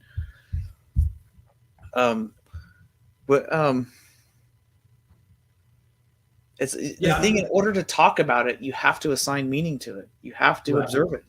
And we don't know what something is without observing it. We don't know what it is. We can't. I think you did a video on something like dead matter. Right. That's the unconscious dead matter video. Right. Perception's wrapped up in all of this because, again, the relationship is part of reality. Reality doesn't exist absent a relationship. And that's what people are confused about. And so the question is, even if you agree, we'll say, like, how do you describe this to other people? And, like, I mean, this is what we do on the Awakening from Meaning Crisis Discord server or BOM or Mark of Wisdom, which is my server. You have to know where that person's at and what they can understand. And then you have to use one of the ancient Greek conceptions, hopefully, to get them to see the thing. So if they're a materialist, one way to put them there, and this is my Peterson video, which I'm trying to get to 1,000 views. It's over 900, by the way, pretty close. Peterson uses psychology and history to get you into symbolism. That's what he does. All right, it's not the only thing he does, but that's how he does it. That's how he does the trick. He says, psychology, and look at this pattern. That's what it is. It's all tricks. And then there's more psychology, and look at this pattern. And then there's these myths. And look at this pattern, and look at this psychology, and look at how this psychology ties to these myths. Oh, and by the way, there's history, and we can go back through history all the way to ancient Egypt. I mean, I know he goes back further, but then he comes back forward from Sumer, from the one true civilization. Göbekli Tepe be damned. I'm still Sumerian at heart. Back to Egypt. Why does he go to Egypt? Because from Egypt, you can historically jump into the Bible. It's not the beginning of the Bible, but it's a good place to jump in if you're a materialist. So the question is, how do you get a materialist to acknowledge non-material things? Good question. But it's different for everybody. And there's different techniques. And so the Mark of Wisdom project that I'm working on, at least in theory, we're trying to get people those tools. We had a chat on Jacob's stream a while back with Teo. I jumped in for like half an hour and talked to Teo. Teo gets it. He sees exactly the same thing. how do you get hardcore materialists to open up and realize there's more there? How do you do what Peterson did? And I would argue, I made this argument on my first conversation with Paul Van Dyck, just like 14, 15 months old now, maybe 16 months, I forgot. It has Jordan Peterson in the title. So my name and Jordan Peterson are together in a title on a YouTube video. Thank you, Paul. You're the best. This is why I love Paul Van Dyck. I put forth the thesis to him that the best way to understand Jordan Peterson is using John Vervaeke's framework. And that's actually really important to have John Vervaeke's framework, is science of meaning, in order to sort of carve up and figure out what Peterson did and how he did it so that you can do more of that. Can I try something real quick? Yeah, go ahead. I see what you're doing. Go ahead. Okay. I've been watching you. So this right here, it's okay. What is that? It's a gun. It's a revolver. Okay, so assume you're a. This looks like it's probably not, 19th century revolver. I'm not sure when revolvers were invented or started being used. Late 1800s, maybe. Yeah. Okay. Imagine that you are a far Western Native American and you see this object. What is it? Is it a revolver still? Right. Exactly. You can't classify an object that has no context.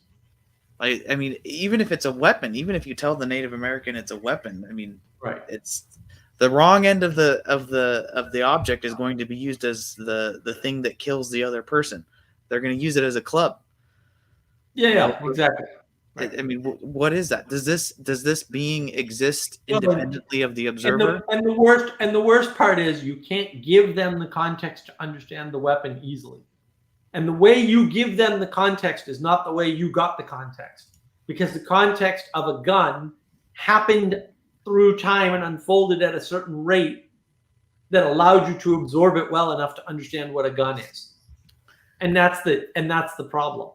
Well, but I do want to address this, right? Actually, have you read the poem Ozymandias? Of course I have, right? The poem starts in an interesting way and emphasizes observation. I think it's related to the tree problem. Of course it is. The tree problem is all about observation. So again, how do you determine observation? You determine observation by the definition of sound. If sound is noise and noise is independent of an observer, the answer is yes, it makes a sound. I would never define sound that way. I would say sound only makes sense for an observer, and I would do the same for noise, by the way. But it's easy to answer. It only depends on that one definition. And that's the problem, is people don't like that. Why don't you like that? Why is it that you're uncomfortable with that answer? Because unconsciously, your unconscious mind is fully aware that what that means is that you co-create reality, which gives you, and Peterson talks about, this is the funny part, Peterson talks about this, gives you an unbelievable responsibility. Because everything you do matters. Everything.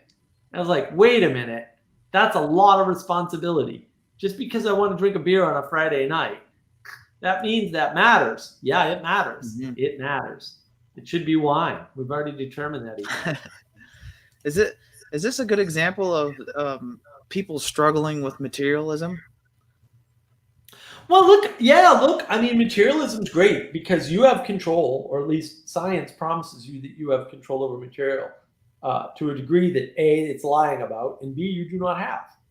And so the problem becomes, now your worldview, first, if you touch materialism, you're touching somebody's worldview, right? Well, that's not good. You're poking them in the axioms. They don't like that. Fair enough. You shouldn't like that. Like, that's dangerous for sure. And it is dangerous. Like, telling people things is dangerous, especially things that challenge their worldview, right? Because if you lose your worldview, you could be in a lot of trouble. But when you deal with these things, when you hit up against them, the problem becomes, how do you introduce this stuff in a way that isn't terrifying? Because once you touch materialism, you have to give people an alternative. Otherwise, they don't understand the world. And that's scary. Nobody wants to believe they can't predict the world. Because if I can't predict the world, how do I decide? How do I act? How do I judge? It's a big problem. So then what do you do about the materialism at that point? How do you handle that? And that's the issue. Like, I don't even know the answer, man. I can't even read that. Oh, there it is. Gotcha. So is Yeah. this frightening people then? What I mean, like you're kicking them in the axioms. Right. Yeah, you're scaring them. And you're putting them in a situation where they realize that they don't know what they think they know. And it's like, wait a minute. I thought knowledge was the most important thing. And it's like, no, knowledge is not the most important thing, right? You know, bad news. Knowledge is not the most important thing. Good news, you don't need it. Like, but then if you don't need it, then what? Now, what is that? Where, right? Well, you know, the fundamental problem with the materialists is they confuse formal cause and material cause, make it one thing, and they ignore the other two causes entirely. So they reduce everything to a single cause. There's 4 causes, like Aristotle's pretty clear about. No one's going to follow you on the 4 causes. I mean, I think even Manuel doesn't even like it, but like Manuel doesn't like anything. He's just disagreeable. It's just so that's, I mean, I have a hard time getting. But this is wrapped up in the whole meaning thing, right? Because meaning has to emanate from above. Meaning can't come emergent from below. It can't do that, which weirds me out every time Vervaeke goes on about emergence. I'm like, what are you talking about? You're a lunatic. Stop talking about emergence. It's not going to work, right? And that's the issue, is that what do you do about the fact that your decisions matter to the universe, to the unfolding of reality itself, to the manifestation of reality? Because anything that challenges materialism will lead the unconscious mind to conclude that, because it's correct. It's correct. And that's the problem. Your unconscious mind senses this and understands it. Be right back. Sorry. All right. And that's the issue. You're sensing these things. And I don't know how to address this, Nico. So what are you saying here? Don't go on a tangent. The man wanted you to read a poem. No, I've read the poem. Right. The particularity on what? I mean, it's sort of the problem is, again, you have to deal with each situation independently, because you can't give you a general case aside from a tree falling in the woods, or maybe one of Ethan's excellent examples. And look, you can always go down the road of deconstruction. This is deconstruction. Actually, a lot of people say 1 + 1 = 2, but it invites a question: what is a discrete entity? Well, it invites thousands of questions, and that's the problem. Why are you privileging that question over what is 1? Is 1 useful? What is plus? Is plus useful? Why would you use 1 twice? And if you use 1 twice, does it really equal 2, or is twice just an abstract concept? What about equal? Like, there's thousands of questions, and that's the problem. Is that is a conjoined twin 1 entity or 2? Right. This is discernment, and this is the problem. We don't want to be responsible for discernment, because if you say the conjoined twin is 2 people, you have made a statement about reality. And if you say the conjoined twin is 1 person, you have made a statement about reality. And that is a big burden to you. So I want to use Ethan's excellent example because it's really good. So let's suppose there's a thing in the middle of a cabin that's in the middle of a woods. So you've got woods, you've got a cabin. In the middle of the cabin is a thing. Okay, cabin's got a nice little fireplace, right? A couple of windows, right? It's got a door, right? Just like a normal cabin. Okay. You can imagine 3 different scenarios, and that changes the nature of the thing inside the cabin, even though the material is not going to change. So in one scenario, it's winter, you're cold, and you're coming into the cabin. Okay. And now the thing in the middle of the cabin can be disassembled, thrown into the fireplace, and you can warm yourself with it. Okay? That's certainly one possibility. In another instance, you're in the woods, a bear's chasing you, you're running away from the bear, you run into the cabin, and you use the thing in the middle of the cabin to bar the door against the bear so the bear doesn't get inside. Okay? That's the same thing, right? In a third scenario, you've just been out hunting, you didn't get anything, you're tired, you come into the cabin and you sit down on the chair. It's still a chair. It was always a chair. It's the same chair. The chair could be something to warm you. The chair can be something to help you rest and sit on, right? And the chair can be a thing to bar the door. The chair can do all of that. Is it still a chair? It's not a chair when you're burning it, that's for sure. It's a chair before you're burning it, or is it? And Peterson talks about this when he talks about being in the woods, and you don't see a tree stump, you see a sitting place. There's no such thing as a tree stump. A tree stump is an abstract concept that happens due to irrationality. And that's the problem. That's the problem. Because you have to take responsibility for defining reality itself. And you might be wrong. In reality, I like to think of it this way. Reality is that which objects to your subjective experience. So if you're wrong about reality, it's going to bite back, right? It's going to resist you in some fundamental way. Mm-hmm. And that's the problem. And neither of us has any kids, although maybe that'll change for one of us soon. It will very soon.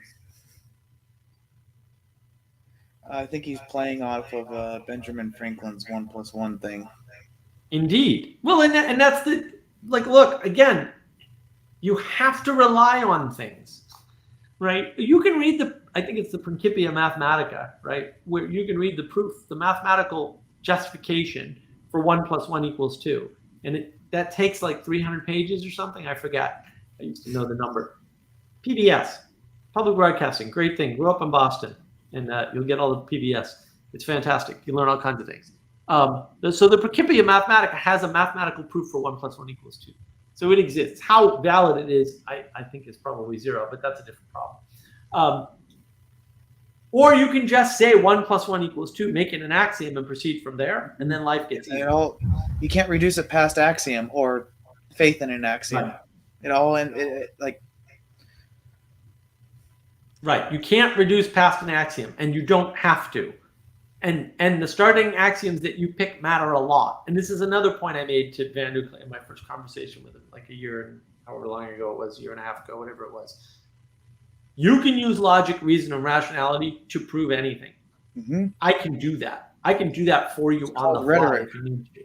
It's not hard. Well, it is. It's rhetoric. It's rhetoric and or sorcery. Right. Well, and I can do that sorcery. In fact, I'm really, really good at it.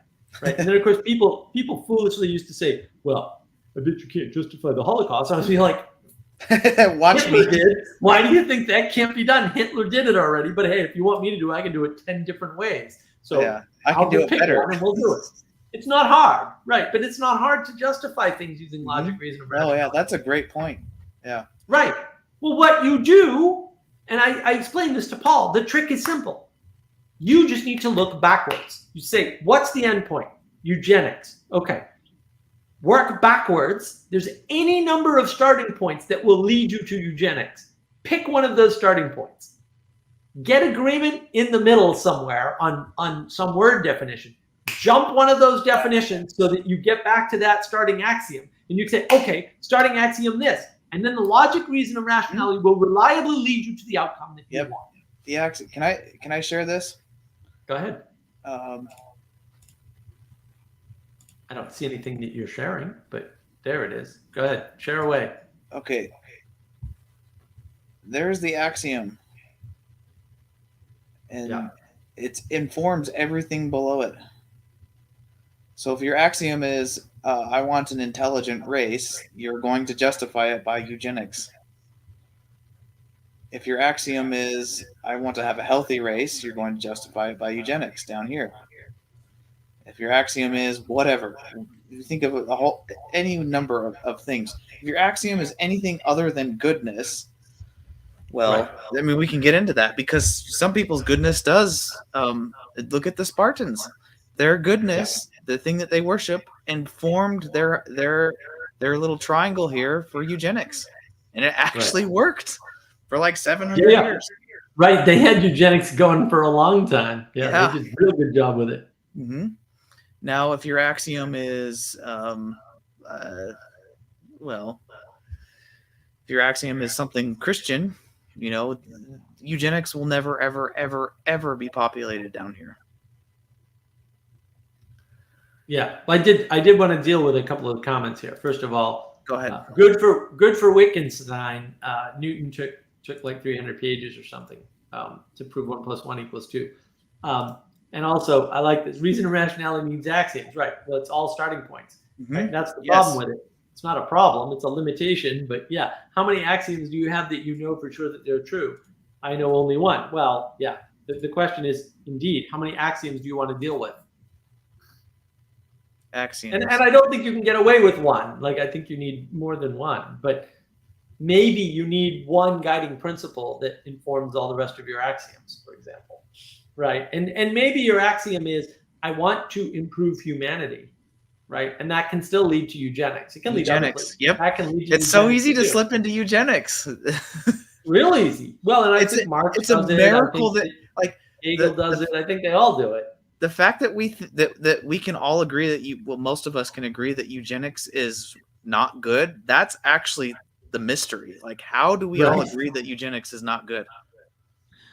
Right. And why? Because it's really not, it's not clear. Like, if evolution is true, and I do believe evolution is a true observation of the world. If evolution is true, and it is scientifically accurate and precise, and it is scientifically correct, like, I have no scientific objection to eugenics whatsoever. My objection is still moral. Then why is it obvious that it's a bad idea, right? Other than hubris. Oh, well, okay. What, is hubris bad? Well, yes. It's like, is it always bad? No, because there's some line between confidence and hubris. I don't know where that line is. That's the problem you have to solve. Where's the appropriate place for hubris? I don't think competence is confidence. Confidence or competence? Confidence. I would just say that I would say hubris is vain confidence. Well, like, right, but that's what I'm saying is, where's the line between confidence and hubris? I don't think I don't think it's a trade-off. I think that confidence, when it's subordinated to a higher ethic of goodness, when it removes that higher ethic and becomes itself, it becomes hubris. It becomes vain. No, I don't know. I did want to address this. No, we're not kind of doing eugenics. Eugenics does not operate at the scale of a single person. What we're doing is selection. And selection is part of evolution. What's not part of evolution is eugenics. Eugenics is one possible option if evolution is true. But again, it's not a good option. So selection is selection. But your idea of selecting single traits for your family has nothing to do with the larger population. And this is where people get confused. Like, a lot of people don't know where they end and other people begin. Correct? And that's because they don't understand different layers of reality. Again, the city is conscious. It's not conscious in the way that you're conscious. Its consciousness is slower and maybe broader to some extent. Like, the city knows things that you don't know. We should just stop using the word conscious and just say the city has being. Because the whole conscious thing, the consciousness is a modern thing. It's a psychological thing, and it really confuses people. No, maybe being is a better way to think about it. Yeah, the other way to think about it is to say, look, there's a big difference between what you do and what other people do, and eugenics is determining what other people do, not what you do. So things that you do can't be eugenics because they're things about you. That's one scale. And I am going to do a video on scale, because scale is the big problem now. People do not understand scale one little bit. They don't understand why the term effective altruism is a bad term to use in general. It's fine to use in a specific conversation with people you know, because you have context and you can use those words. Mm-hmm. You can even use them together in a context. But you can't transport those words outside of that context, because the minute you do that, they've lost their meaning. And any meaning will be inserted. Right. Well, the context is created by the axioms, right, and the values that you're attending to in the moment. So it's two things, and those two things interact to form a third thing, right, and get expressed by those words. But like, the word effective is designed to have no valence. It's designed to be a neutral word. The word altruism is designed to be a neutral word. These words communicate neutrality by default. So if you just put two neutral words together that are contextless and contain zero, like the word red has a context automatically built in, right? It has a context of vision. It has a context of a certain type of vision that people experience, right? It's grounded in phenomenology. You know what's not grounded in phenomenology? Effective and altruism. Neither of those is grounded in phenomenology. There's no experience you can have and tie it to effectiveness reliably, because any number of experiences can be described as effective. So it's not specific. That's why it's a neutral word. It applies across all kinds of things. Effective towards what, right? So exactly. It I'm requires that framing. It requires that framing to be used. If you go to one of these African tribes that have their own language, it's a very primitive. I wonder if they would even have words like that are completely neutral. They probably don't. They probably don't even have a word for effective. Oh, no. Every language has neutral words. You have to have neutral words because you have to talk about the poetic. You have to be able to talk about the divine, the ineffable. Right? Ineffable is a neutral word. Ineffable is the most neutral word you can possibly get in the English language.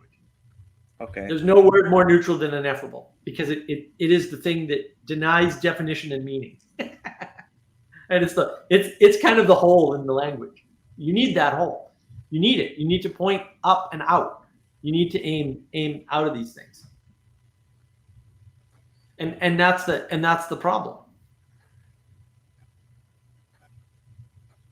Yeah, imagine that all diabetics are allowed to procreate and have infinite access to insulin. Certainly, ultimately, that may lead to breeding more diabetics. You know, it may or may not, right? But again, is it organized, right? If it's organized by a person, it is eugenics. If it's not organized by a person, it is evolution. Actually, right? It's a normal unfolding of evolution. Evolution, it unfolds at the layer of the individual. Evolution doesn't unfold at the layer of a person pulling the strings, right, for a population. And eugenics is a population level word. It talks about populations. It doesn't talk about individual choice. That's why these words matter. Well, my initial response to this is, I got about a quarter of the way through it and recognized that it's asking the question of eugenics, and I have no urge to even address that question. Well, no, like I said, it's worth addressing. You know, you can't confuse things at one layer, the layer of a population, with things at another layer, the layer of the individual. The population and the individual are not the same thing. That's why we have two different terms, right? And then, of course, I still argue there's no individuals, there's persons, right? And so the real layer is between you and somebody else. Fine, fair enough. So in other words, the thing that works. So Ethan and I have lots of conversations. So I can talk to Ethan about things and things that I could talk about Ethan with, right, in the language that we can use, you would not understand in some cases. And for you, I mean every single other person that isn't Ethan. Because we have a shared context together, right, aside from a 6+ hour drive from the airport to Thunder Bay, right? But we have a shared context together over time. It can't be swapped out and it can't be made up for by language. Now, most of it can. Like most of it's transportable, right? But some of it is not and cannot be. And that's the intimate connection that we have. That's the quality of the connection, the quality of the relationship that we have means there's something unique about that relationship. There's something special about it because it pointing to a history that we have together it doesn't exist without both of us there at that moment in that time frame, right? Whether that's driving in the car and then being taught, in my case, how the history of music relates to the history of philosophy, how you can hear the philosophical changes in culture in music. Now that may sound crazy, and it does sound crazy, but I experienced that. Actually, I have a phenomenological experience with the fact that there is a correlation between the change in music and the change in philosophical thought over time. Now, we didn't do the whole of time, obviously, but don't we get me did do started. chunks of time. We did samples, right? And I had a guide, and that guide knew what the hell he was talking about. So he's able to point these things out and say, do you hear this? Do you understand the fury was one of the words at one point that you used that I remember. Yes, you can hear the fury, which is hurriedness. You can hear it in the music. And then you can relate that to the philosophical movement going on at the time. The problem is I can talk about this till I'm blue in the face or blue in the shirt. Oh, wait, I'm and it's not going to work because you weren't in the car with us. Yeah. You know, and you couldn't have been because there wasn't enough room because it's a convertible with 2 tiny back seats. But the point being, you weren't there. You didn't experience the thing that we experienced together, right? And like, I don't know what Ethan got out of it. Maybe he's still angry because I didn't get the whole point. I have no idea. No, right? But I got a lot of education out of it. And that's the problem. And, you know, maybe even, you know, the space dragons are jacking the price of insulin for eugenics.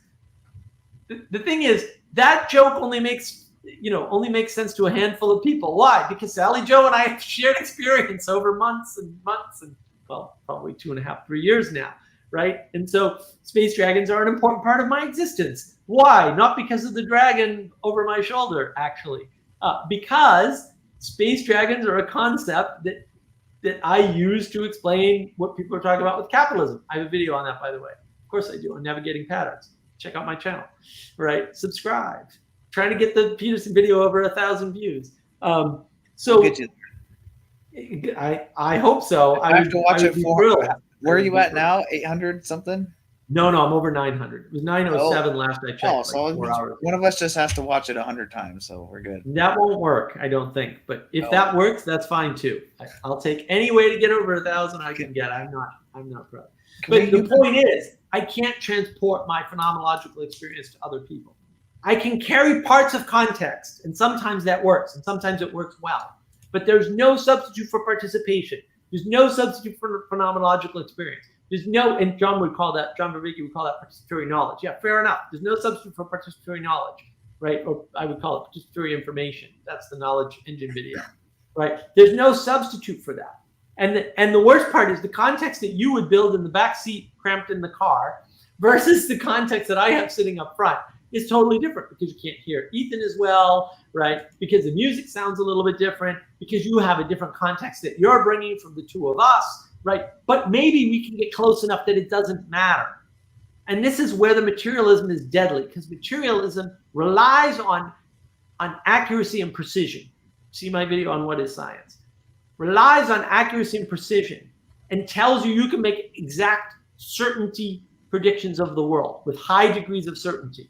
And that's A, a lie, and B, irrelevant, right? Because the magic, the thing that keeps us going, that stuff that we apply our will to, that we put our attention towards or away from, is all wrapped up in relationship. It's wrapped up in quality, not quantity. It's wrapped up in quality. Quality is a sloppy, sort of moving around thing that gets us close enough that we can operate together without agreeing. We don't have to agree. Like, I don't need the same politics as Ethan to experience what we experience. I don't know what his politics are. Right? I don't need to know whether or not he, understands computers the way I understand them, or whether or not he appreciates, how long a drive it is from the airport to Thunder Bay. Right? I don't need to know any of that.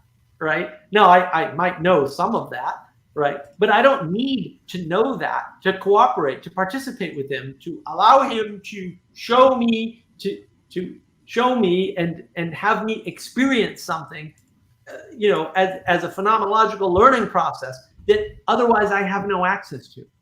Literally, like without that drive, those are things I cannot understand about the world. And that's the problem. If you selectively make contraception free for one group and exorbitantly priced for another, is that eugenics?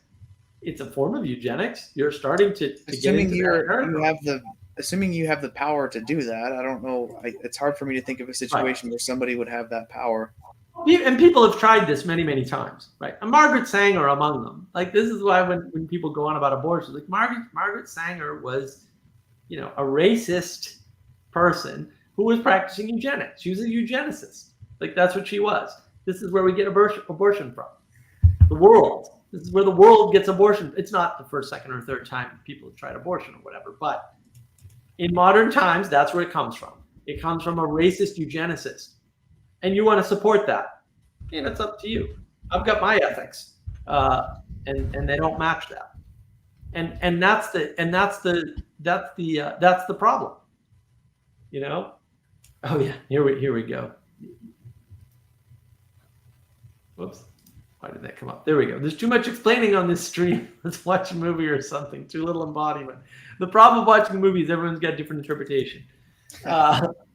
Right? But look, it's hard to get embodiment.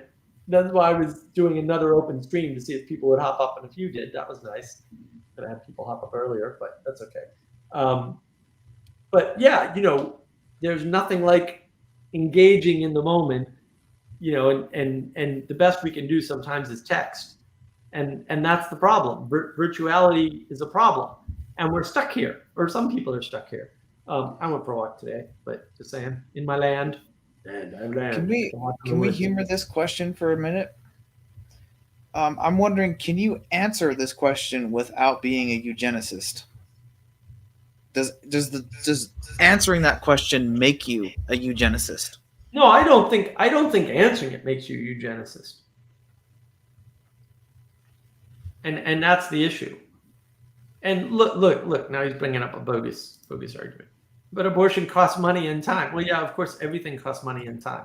But if you make it free with government money, now the government's involved. Should the government be involved? So it must have the opposite effect. It doesn't have the opposite from Sanger's intended effect. Actually, this is well studied. You can look this up. I mean, who gets the most abortions? Well, exactly the people Sanger wanted to get abortions.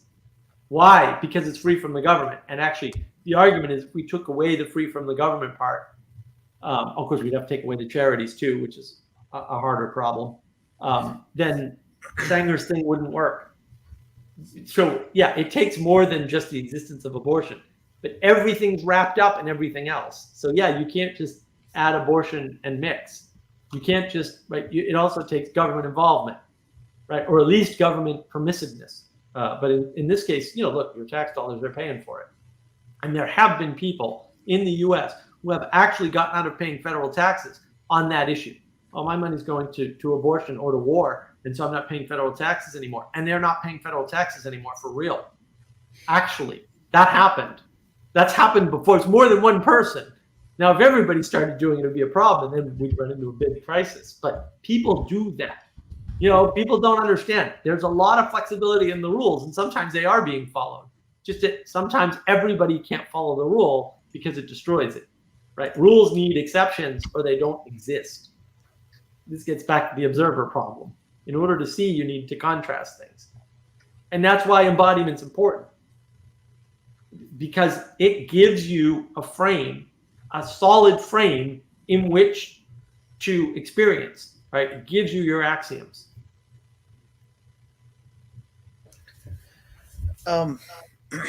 All of these questions about eugenics, like this, yeah,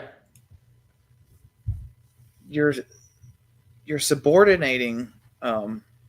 So it's really hard to talk about because there's something there. It's mysterious that informs us that eugenics is wrong, and asking these questions, we're subordinating. Like, okay, what's this question? Abortion costs time and money. So we're subordinating human life to time and money here. Right. And we're usurping that, whatever this, I don't know what it is. Maybe we can talk about it. Maybe we can't talk about it, to your point. But there's something that informs us that eugenics is wrong, or maybe it's something, maybe we could verbalize it as like the sacred, the sanctity of human life. Being is good. Okay, there we go. Being is good. Okay, so this being is good. By asking these questions, we're subjugating being is good to time and money. So like being is good is up here, and time and money, we're kind of flipping those things around. And that's what allows us to ask these questions. Right. And that is the problem. Like, you can ask an infinite number of invalid questions, technically, but don't do that, right? In the same way that you can get into this whole thing about how do we define objects, you can come up with an infinite number. And I mean this technically. I know that this is technically, actually mathematically true. There's an infinite number of ways to define an object, like any actual object. Just take my little miniature Stretch Armstrong, right? And I can find an infinite number of ways that I can talk about this poor guy and define him as an object, right? And you can find objections to all of them, but you can find objections to all of them. Does that mean because you can find an objection to, yellow-haired toy, or likeness of man, or guy in bathing suit, right? Or rubber thing that stretches? Like, these are all valid descriptions of this is object. postmodernism. Right. It's all postmodern. What postmodernism does is it doesn't change the definition of words. It changes the framing, right? Or allows for arbitrary framing. Yeah. And therefore alters the meaning of words without touching the definition, which is way sneakier.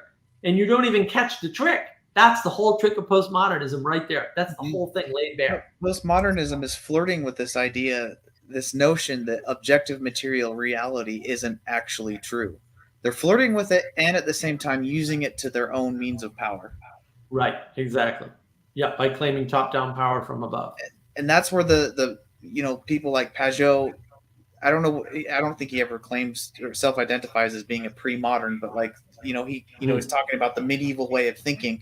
That's where he crosses roads a lot with these postmodernists. And what they have in common is they're both pointing to the modernists that, hey, this objective material reality thing, it's not. That's false. There is no such thing as objective material reality.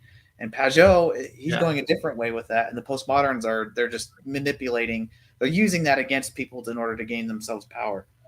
Yeah, right. Yeah, they're using this philosophy, right? I want to try to address this. I'm skeptical that there is such a strict boundary line between selection and eugenics. Well, but there is. Every individual is subject to top-down forces and incentives. Selection isn't up to you. Right. Right. You are subject to selection, and you participate in selection at the same time. Exactly. You subject relationship, right? And the thing is, we keep trying to reduce things to a subject-object relationship. And the problem is that's an invalid way to think about things. Why? Because the way you're using object in that case to mean objective material reality doesn't exist. And so you don't have a reference point. That's why postmodernism works, because it takes your materialism and uses it against you and gives you the thing that it claims you don't have, which is power. It says, well, you don't have power. It's top-down power from above. It gives you that power because now you can redefine the frame. You can say, no, I'm going to define eugenics as selection. Well, but we have two words for a reason. And one is selection is a personal process between you and one other person, right? And eugenics has to do with a person or a group of persons manipulating a population. And you are not a population. You and your spouse are not a population. You and 10 other spouses are probably not a population. And that's where it gets tricky. Uh-oh, now we've got trouble. We've got a mystic among us. Enlighten us, Sally. I get to do this until little man gives up his cartoon to bother mom. So, yeah, if I drop suddenly, that's the only reason. That's okay. What do you have to say about these lines of demarcation between mere selection and eugenics? Oh, no, everybody's just trying to entrap you into being like pro-eugenics. Don't worry about it. It's not even the topic. Well, it are these lines. Like, where do we draw these lines? Well, they're actually easy to draw. I have not figured out how to talk about where you end and other people begin. That is the issue. Yeah, I think the whole, if you're choosing it, it's selection. And if you're choosing it for others, it's eugenics. Except I would exclude, if you're choosing it for your siblings, might not be eugenics. It might just be sensible. Right. Well, it does. Scale matters. The scale of the family is no good. And I agree. Andre is definitely a population. Because I have been I've been encouraging people to include their old people when looking for spouses, and I'm like, am I pro eugenics here? I'm like, no, I'm not. No. It's population, not family. A family is not a population. Like, and that really, people don't understand scale at all. Like because the world is hard. And if some retard told you that you could understand the world, and I'm sure many did, then they've done you a disservice. You can't understand the world. You're a muppet.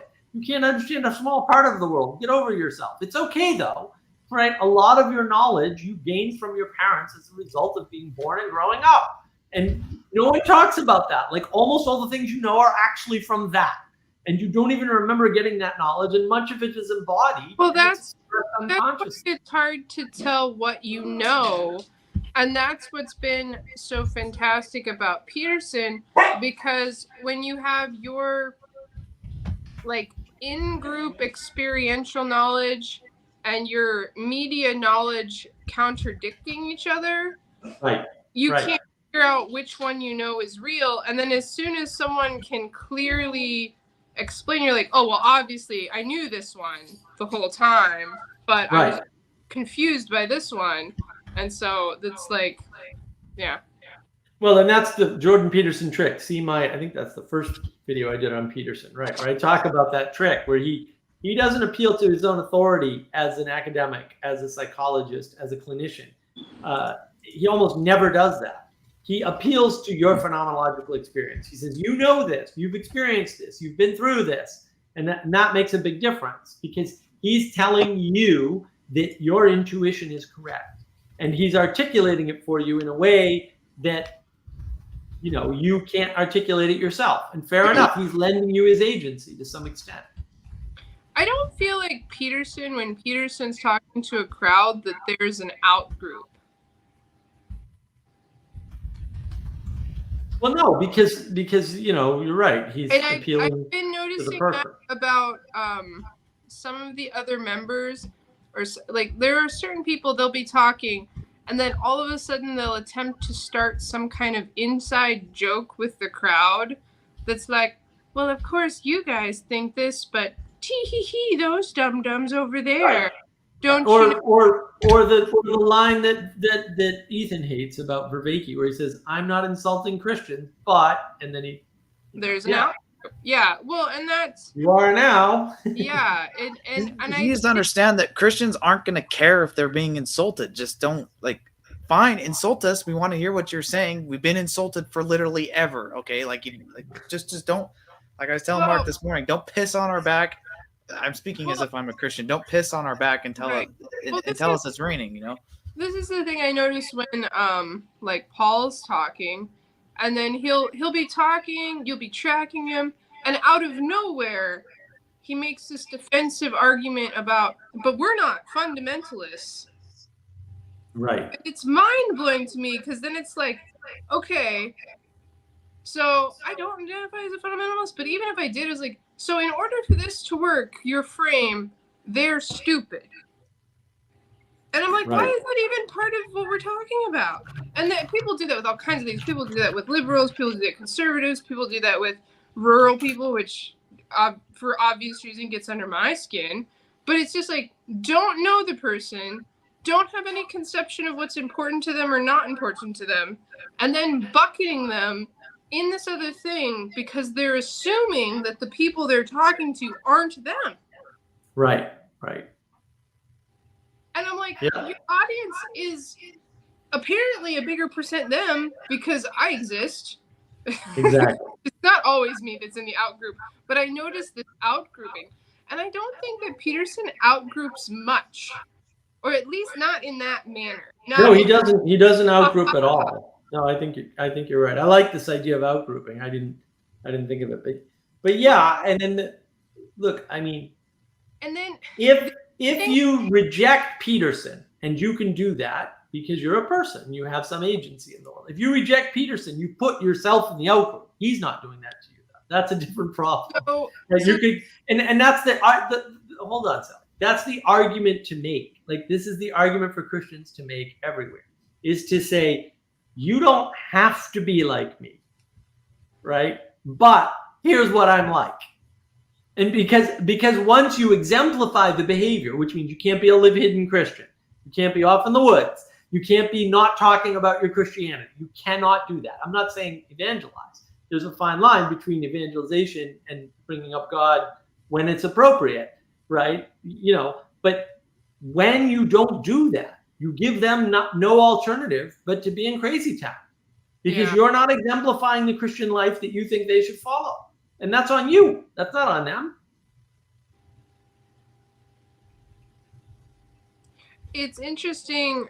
I think that I've observed the people who are doing this in-group, out-group game, that when they see someone who is being inclusive of everyone, they only see them being inclusive of their out-group, and then therefore they associate them with their out-group. Oh, you've sided with the out-group. Because if the other person isn't doing the in-group, out-group game, and they're talking to people in the out group, then that person thinks, oh, well, you've joined the out group. Right. Well, that's the opposition that Paul gets all the time. You can't talk to Vervaeke. You can't talk to Grim Grizz. You can't talk to talk to Jacob, right? You're pushing people to be too religious. You're pushing people to be too agnostic. I know. At the same time, he's getting at the same time. Right. No, Peterson went over that, right? He got accused of being a shill for the Jews at the same time. He accused of it's possible to talk to the out group without also being tolerant of the out group at the same time. Yeah. Right. Yeah. Well, and that's the problem. The problem is the observer is a tribalist, and they're a binary thinker, and they're thinking in terms of groups and two, and that's their fault. And then they're unable to see the richness and nuance of the world. And everybody goes, oh, the world needs more nuance. Well, you need to stop thinking in binaries and false dichotomies and dualism, because it's all the same problem. It's all the same problem. It all leads to the same place. Dualism leads to binary thinking. Binary thinking leads to in-group, out-group, and tribalism leads to the same places. Like, it's all bad, right? Because you're not understanding, you're measuring quantity, saying, oh, quantity of us is greater than the quantity of you, or this quantity is fundamentally different from not this quantity, right? And you can't do that. Does this pin down about a decision of what to do with the out group? I don't think so. I mean, look, you need a rich worldview that isn't in-group, out-group. Right? I mean, this is why the dog-headed is important. I see a lot of conversations, especially in religious spheres, but other spheres too. And when it really breaks down to feeling really ridiculous to me is when it comes down to, well, this is where they went wrong, and that's why they're over there now. And then I'm just like, so you're going to kill them? Because otherwise this conversation makes no sense. Exactly. Well, and I often, I use that all the time, Sally. I do it deliberately, right? I say, well, the only option is to kill them. And then people go, ooh, right? And it's like, yeah, well, then you need to accept them. Like, either you kill them or you accept them. There's no other way. Then how do you find a way to accept them is a hard problem. I get it. But the problem isn't that they are the way they are. The problem is you need to find a way to accept them. Different problem. Or just accepting that you're strong enough. You are strong enough for their worldview to exist without you dying. You can do it. It'll be okay. Because I think a lot of people are just if a different worldview exists, they're gonna die. Well, yeah, because again, because they are. Like, if somebody's challenging your worldview, we went over this earlier, right? Then you're in danger because you can't make accurate predictions. And what does that mean for your survival? Fair enough.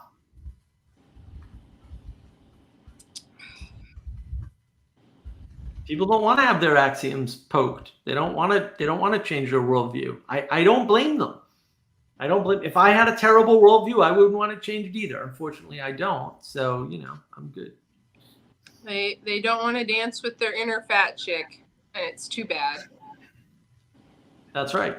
Too bad. That's right.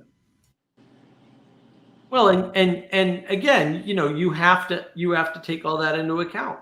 Like you have to take all that into account. And one of the problems, like, why do efforts at population control or efforts at people control, whether it be communist Russia or Maoist China or whatever, why do they fail? Because things aren't reducible to one thing.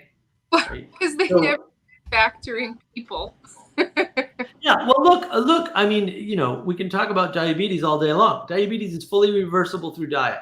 Period. End of statement. And we know this, by the way. We've known this for a while. So you can talk about, they can manipulate you with the drug, or you can just not use the drug and find a better. I thought that was only type. The one. There's two. One is you can change by your diet. The other one that type 2 you can reverse. You can actually reverse through fasting. Period. Like, absolutely. I didn't know. You can be at the point where you're losing fingers and toes and reverse it. You won't grow back your fingers and toes. Nobody likes it because fasting is hard. It's because only the cruel would suggest fasting. We're monsters. Right. But the point is, there's not one lever to pull ever in life, ever, because everything's connected in ways you can't even understand. Interested in and this is why I wanted to come on, but then I forgot. I was interested in your consciousness, subconsciousness, and which is bigger thing. Consciousness, unconsciousness, and dead matter. Yeah. So unconsciousness is your embodied knowledge, roughly speaking. Right? And so it's bigger, it's older, and it's more important. And it has to be. It came first in time. It's not. That's what people would call just like general street smarts, and that's just from doing a bunch of stuff. Like not. Well, but I think general street smarts is conscious for the most part. But there's elements of unconsciousness in there. And that's really the problem. I think your unconscious smarts would be inhibited if you were lying to yourself. Of course. When you lie, the reason why lying to yourself has an impact on your life is because you have a conflict between your conscious and unconscious minds. Right. And you're not resolving it. And that's why your life improves, a la Peterson, right? Because when you get your conscious and unconscious minds in correct alignment, now you have wisdom and you have a bunch of abilities to discern that you didn't have before, right? You're missing discernment when your unconscious and conscious are in conflict. I would love to figure out how to get people to get interested in Peterson, but I'm pretty convinced that it took me like 5 years. And but look, Sally, there's a lot of things that go into interest. We were talking about this in the beginning of the stream, right? But you can't force people to have eyes to see. And if they don't have eyes to see, they can be as interested in Peterson as they want, and it's not going to work. And this is the whole argument I have against Vanderklay. Vanderklay and those guys, the traumatized Christians, are, I think, and I only figured this out today because I'm real slow, actually. I'm a Muppet, right? They are taking people losing faith and equating them with meaning crisis people. And while people who lose faith can fall into a meaning crisis, they are not of the same type as meaning crisis people. Meaning crisis is a bigger problem. It's a deeper problem.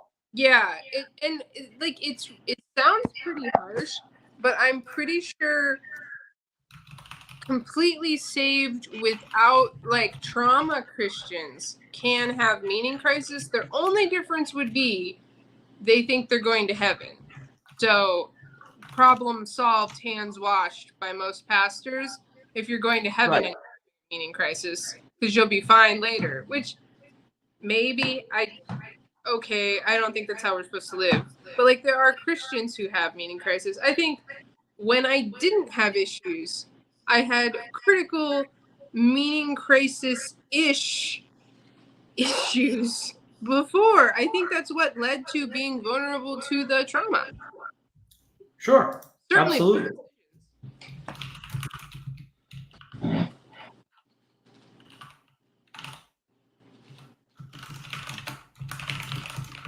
All right. Well, this is much fun I can have in the evening. We'll see. All right. See you, Sally. Always good to hear from Sally. She's very insightful. So, yeah, I mean, look, wisdom is wrapped up in all of this stuff about discernment.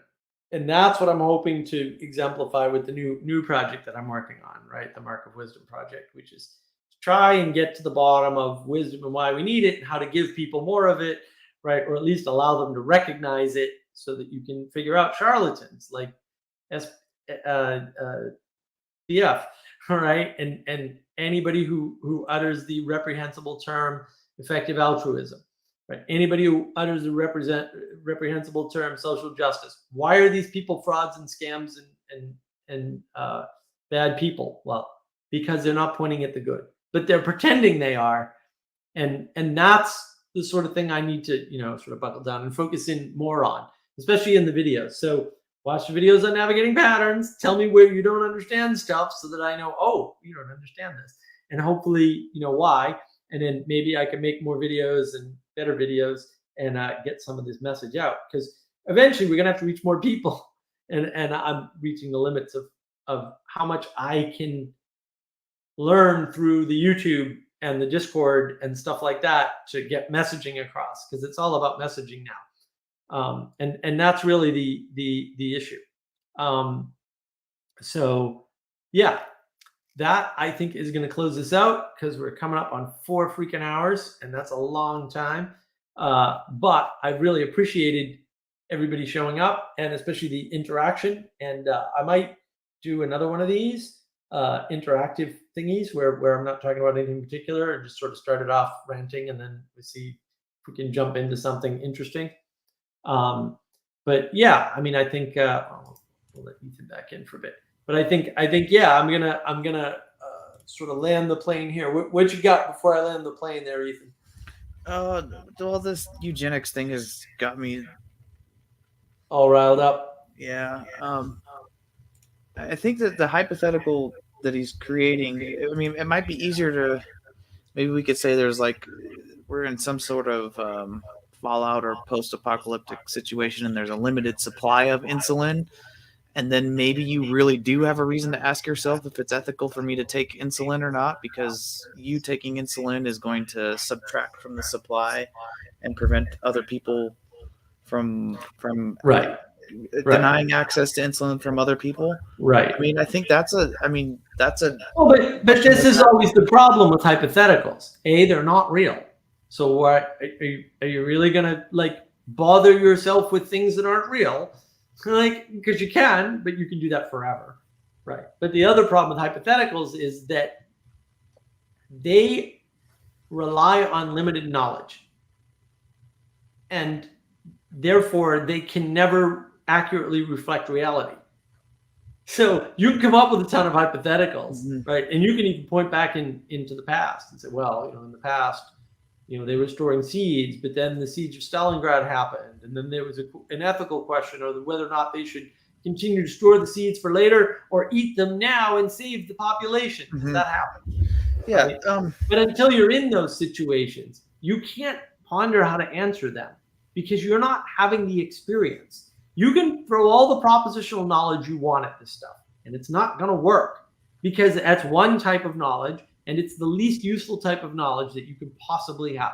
It's propositional knowledge. And so hypotheticals can be useful for sure, but they can also become disconnected from any possible reality really fast. And that's the problem. Like, you can justify anything hypothetically. I can use propositions to prove anything with logic, reason, and rationality. So what? That now all things are equal and equally of no value. They have zero value. How is this useful? Like, you can play this game forever, but you can play this game forever. In the meantime, life's passing you by, and time is ticking, and entropy is happening. And I think so at a certain point, you got to call a stop on it. You got to know when to okay, right? And accept an answer. You can't just reject every answer you get forever. I mean, you can technically, but that's going to use up your whole life. And I've seen people do this. This happens to people. Don't be one of them. They have sad lives. Something that might help in asking these questions that are hard to answer about eugenics is if we keep giving our attention to this ethic of being is good, like Pajot Problem is so goes right away. on this. Attention is everything. If we just keep giving our attention to being is good, and then read the question. Being is good, and then read the question. How does that inform the answer to the question? So he I says, like that. poke holes in this deep separation between the individual decision making and collective averages. What are you trying to do with this? I mean, Well, there's no such thing as collective averages, right? Like things unfold from below sometimes, and you have no knowledge, understanding, or control over them. When things unfold from the top, but they're run by people, then you have an ethical problem. well, there's a limit to your agency, right? So, Exactly. like, there's a point where theorizing and asking these questions about the collective and stuff like that, there's no use in doing that because that's beyond your agency. What is your agency is, should I take insulin or should I not take insulin? Why would you take insulin and why would you not take insulin? Should I choose this mate or should I choose this other mate? Right. Mhm. Those questions can't be brought up to the collective. Does the collective influence you? Of course it does. First of all, it constrains you. Like you can't mate with somebody that isn't close enough to mate with, right? You can't mate with somebody who rejects you, whether you select them or not. Like there's all kinds of constraints. The fact of constraint doesn't mean you need to give up on decision making. And it doesn't mean that decision making boils down to a collective decision, because it doesn't. Like you're just confusing two things that are different. And the individual decision, or the personal decision is a better way to say it, is different from the collective quote decision. First of all, collective decisions are things you only know in hindsight. You never know them in the moment. Right? Because again, that's a consciousness, an entity moving at a different speed than you're moving. Mhm. And you have a limited view of it because it's It's a higher being. It's a higher being that you don't have access to the same. You don't have the same access to that you have the access to your own being. Exactly. And the problem is we look back on history, which is hindsight bias, automatically. Already in hindsight bias. And then we draw certain conclusions about how things unfolded. Those conclusions are always wrong because we weren't there. Right? They're always misinformed because we don't have that information. It's gone. It doesn't exist. Right? People can tell you, oh, I made that decision for this reason. You know how often that's true? Almost never. People almost never have any idea in the moment why they made the decision they made.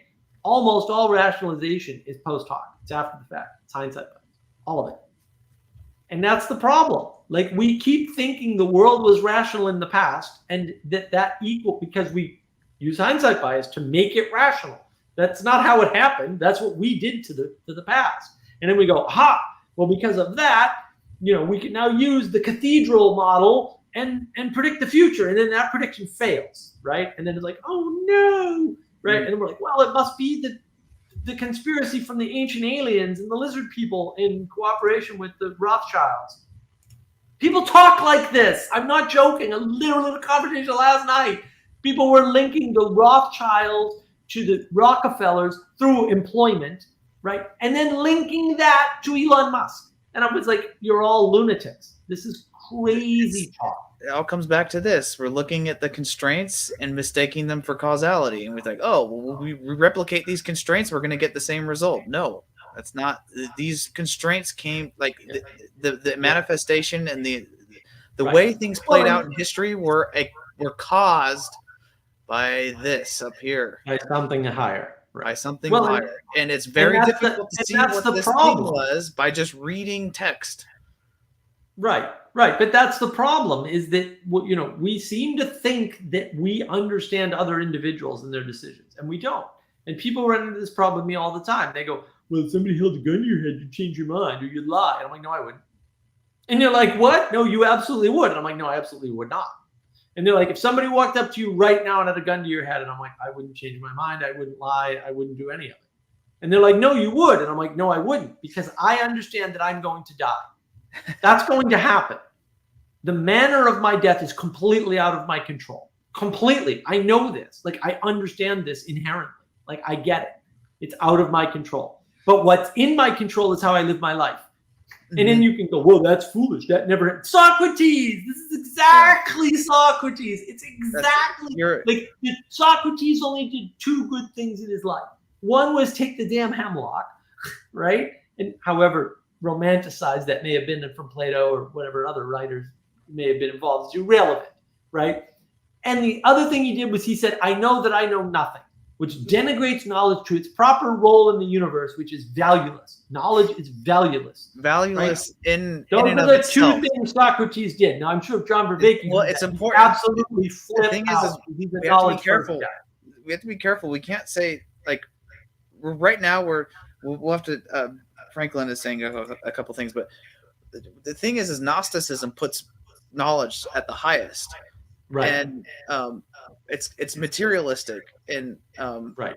We can't do the opposite. We can't do the opposite and say that knowledge is intrinsically evil either. Knowledge is instrumentally good, and as long as that it affords the good that is above right that the top of that triangle. Right. Yeah. Well, look, Benjamin's having all these problems around averages. Okay, look, averages are a bad way to think about anything in the world, right? Because averages in a set of numbers with a high variance are useless, completely and utterly useless. They lie to you. Every average in a high variance set of numbers is a lie. It's a misrepresentation of reality for sure. There are other conditions where averages are completely useless, by the way. But I don't want to go down this rabbit hole because I actually know something about it. I can make the problem. I can make an individual decision to circumcise my child, but is that decision completely separated from the influence of culture? Nothing you do is separated from culture at all, ever. And it never was, and it never will be, and it never will be. And culture isn't bad either, so we're going to throw Rousseau out the window. Yeah, let's shoot Rousseau in the head multiple times. Culture is not intrinsically bad.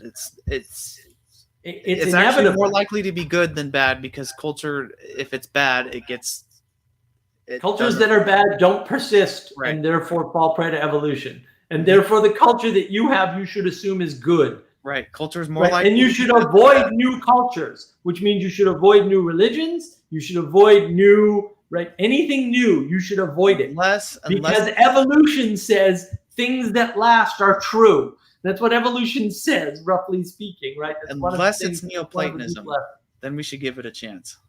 Unless what? Unless it's Neoplatonism, then we should give it Neoplatonism. Yeah, right. And that's the problem. And you notice, John Vervaeke talks about, well, we can't go back. What we need to do is go back to Neoplatonism. Really, John, you just said we can't go back, buddy. And now you're saying we can go back to Neoplatonism. He's attempting necromancy, and he might succeed. Right. I mean, ultimately necromancy fails, but he might succeed in necromancy. If enough people help, he will. And I'm not I was saying this for a while, and I should bring it up again. If we all pull together, I'm dead serious about this. I'm not screwing with you guys. If we all pull together, we can cause World War III over Ukraine. We can do it. We can. But I would prefer that we not do that. But we can. There is the option for us to start a nuclear war, not the Russians, right? Because in a nuclear war, we can just decide not to play, which is the correct answer, which if you watch War Games, that excellent movie from the 80s, then you would know this. The only way to win is not to play. There are games that you cannot win if you play them, but you also don't have to play all games, and you certainly don't have to play those games. And that's the people don't understand that. They have no appreciation for it. You don't have to use economics to understand the world. You don't have to map and model the world with mathematics. You don't need to do any of these things. Honestly, you can just live life. You don't need to ponder these things. You don't need to predict a bunch of things. You don't need any of this stuff. You can just be a good person every day. You can just smile and be nice to people. And your life will go better, irrespective of what you know and don't know. Give your attention to being is good, and that will inform your decisions. And there are places that you can do that. There are people that have been doing it for a long time. You can go consult them, and they're going to know a lot more of how to do it and ritualize it better than we do. Maybe a priest, maybe not a Mormon, but a priest, you're going to get a rabbi, even they're going to have a little bit better idea. maybe not rationally or consciously, but they're going to be embedded in some sort of tradition that's been doing this and been engaged in serious play over the course of millennia. They're going to. Well, and that's the myth. Like, okay, cultures have an effect on you, but they're a positive effect. I mean, culture's the thing that lasted longer than you. It's the way you get the information on how to survive things you don't know anything about. And so that's why culture is important. It's the thing that conveys the information that keeps you alive. Right. Well, and look, you can go back with hindsight and look at it, but that's plutonic forms. I saw that. Here's something I want to run by. Okay, so I've been religious ethic, right? Most people will probably understand what we mean by that.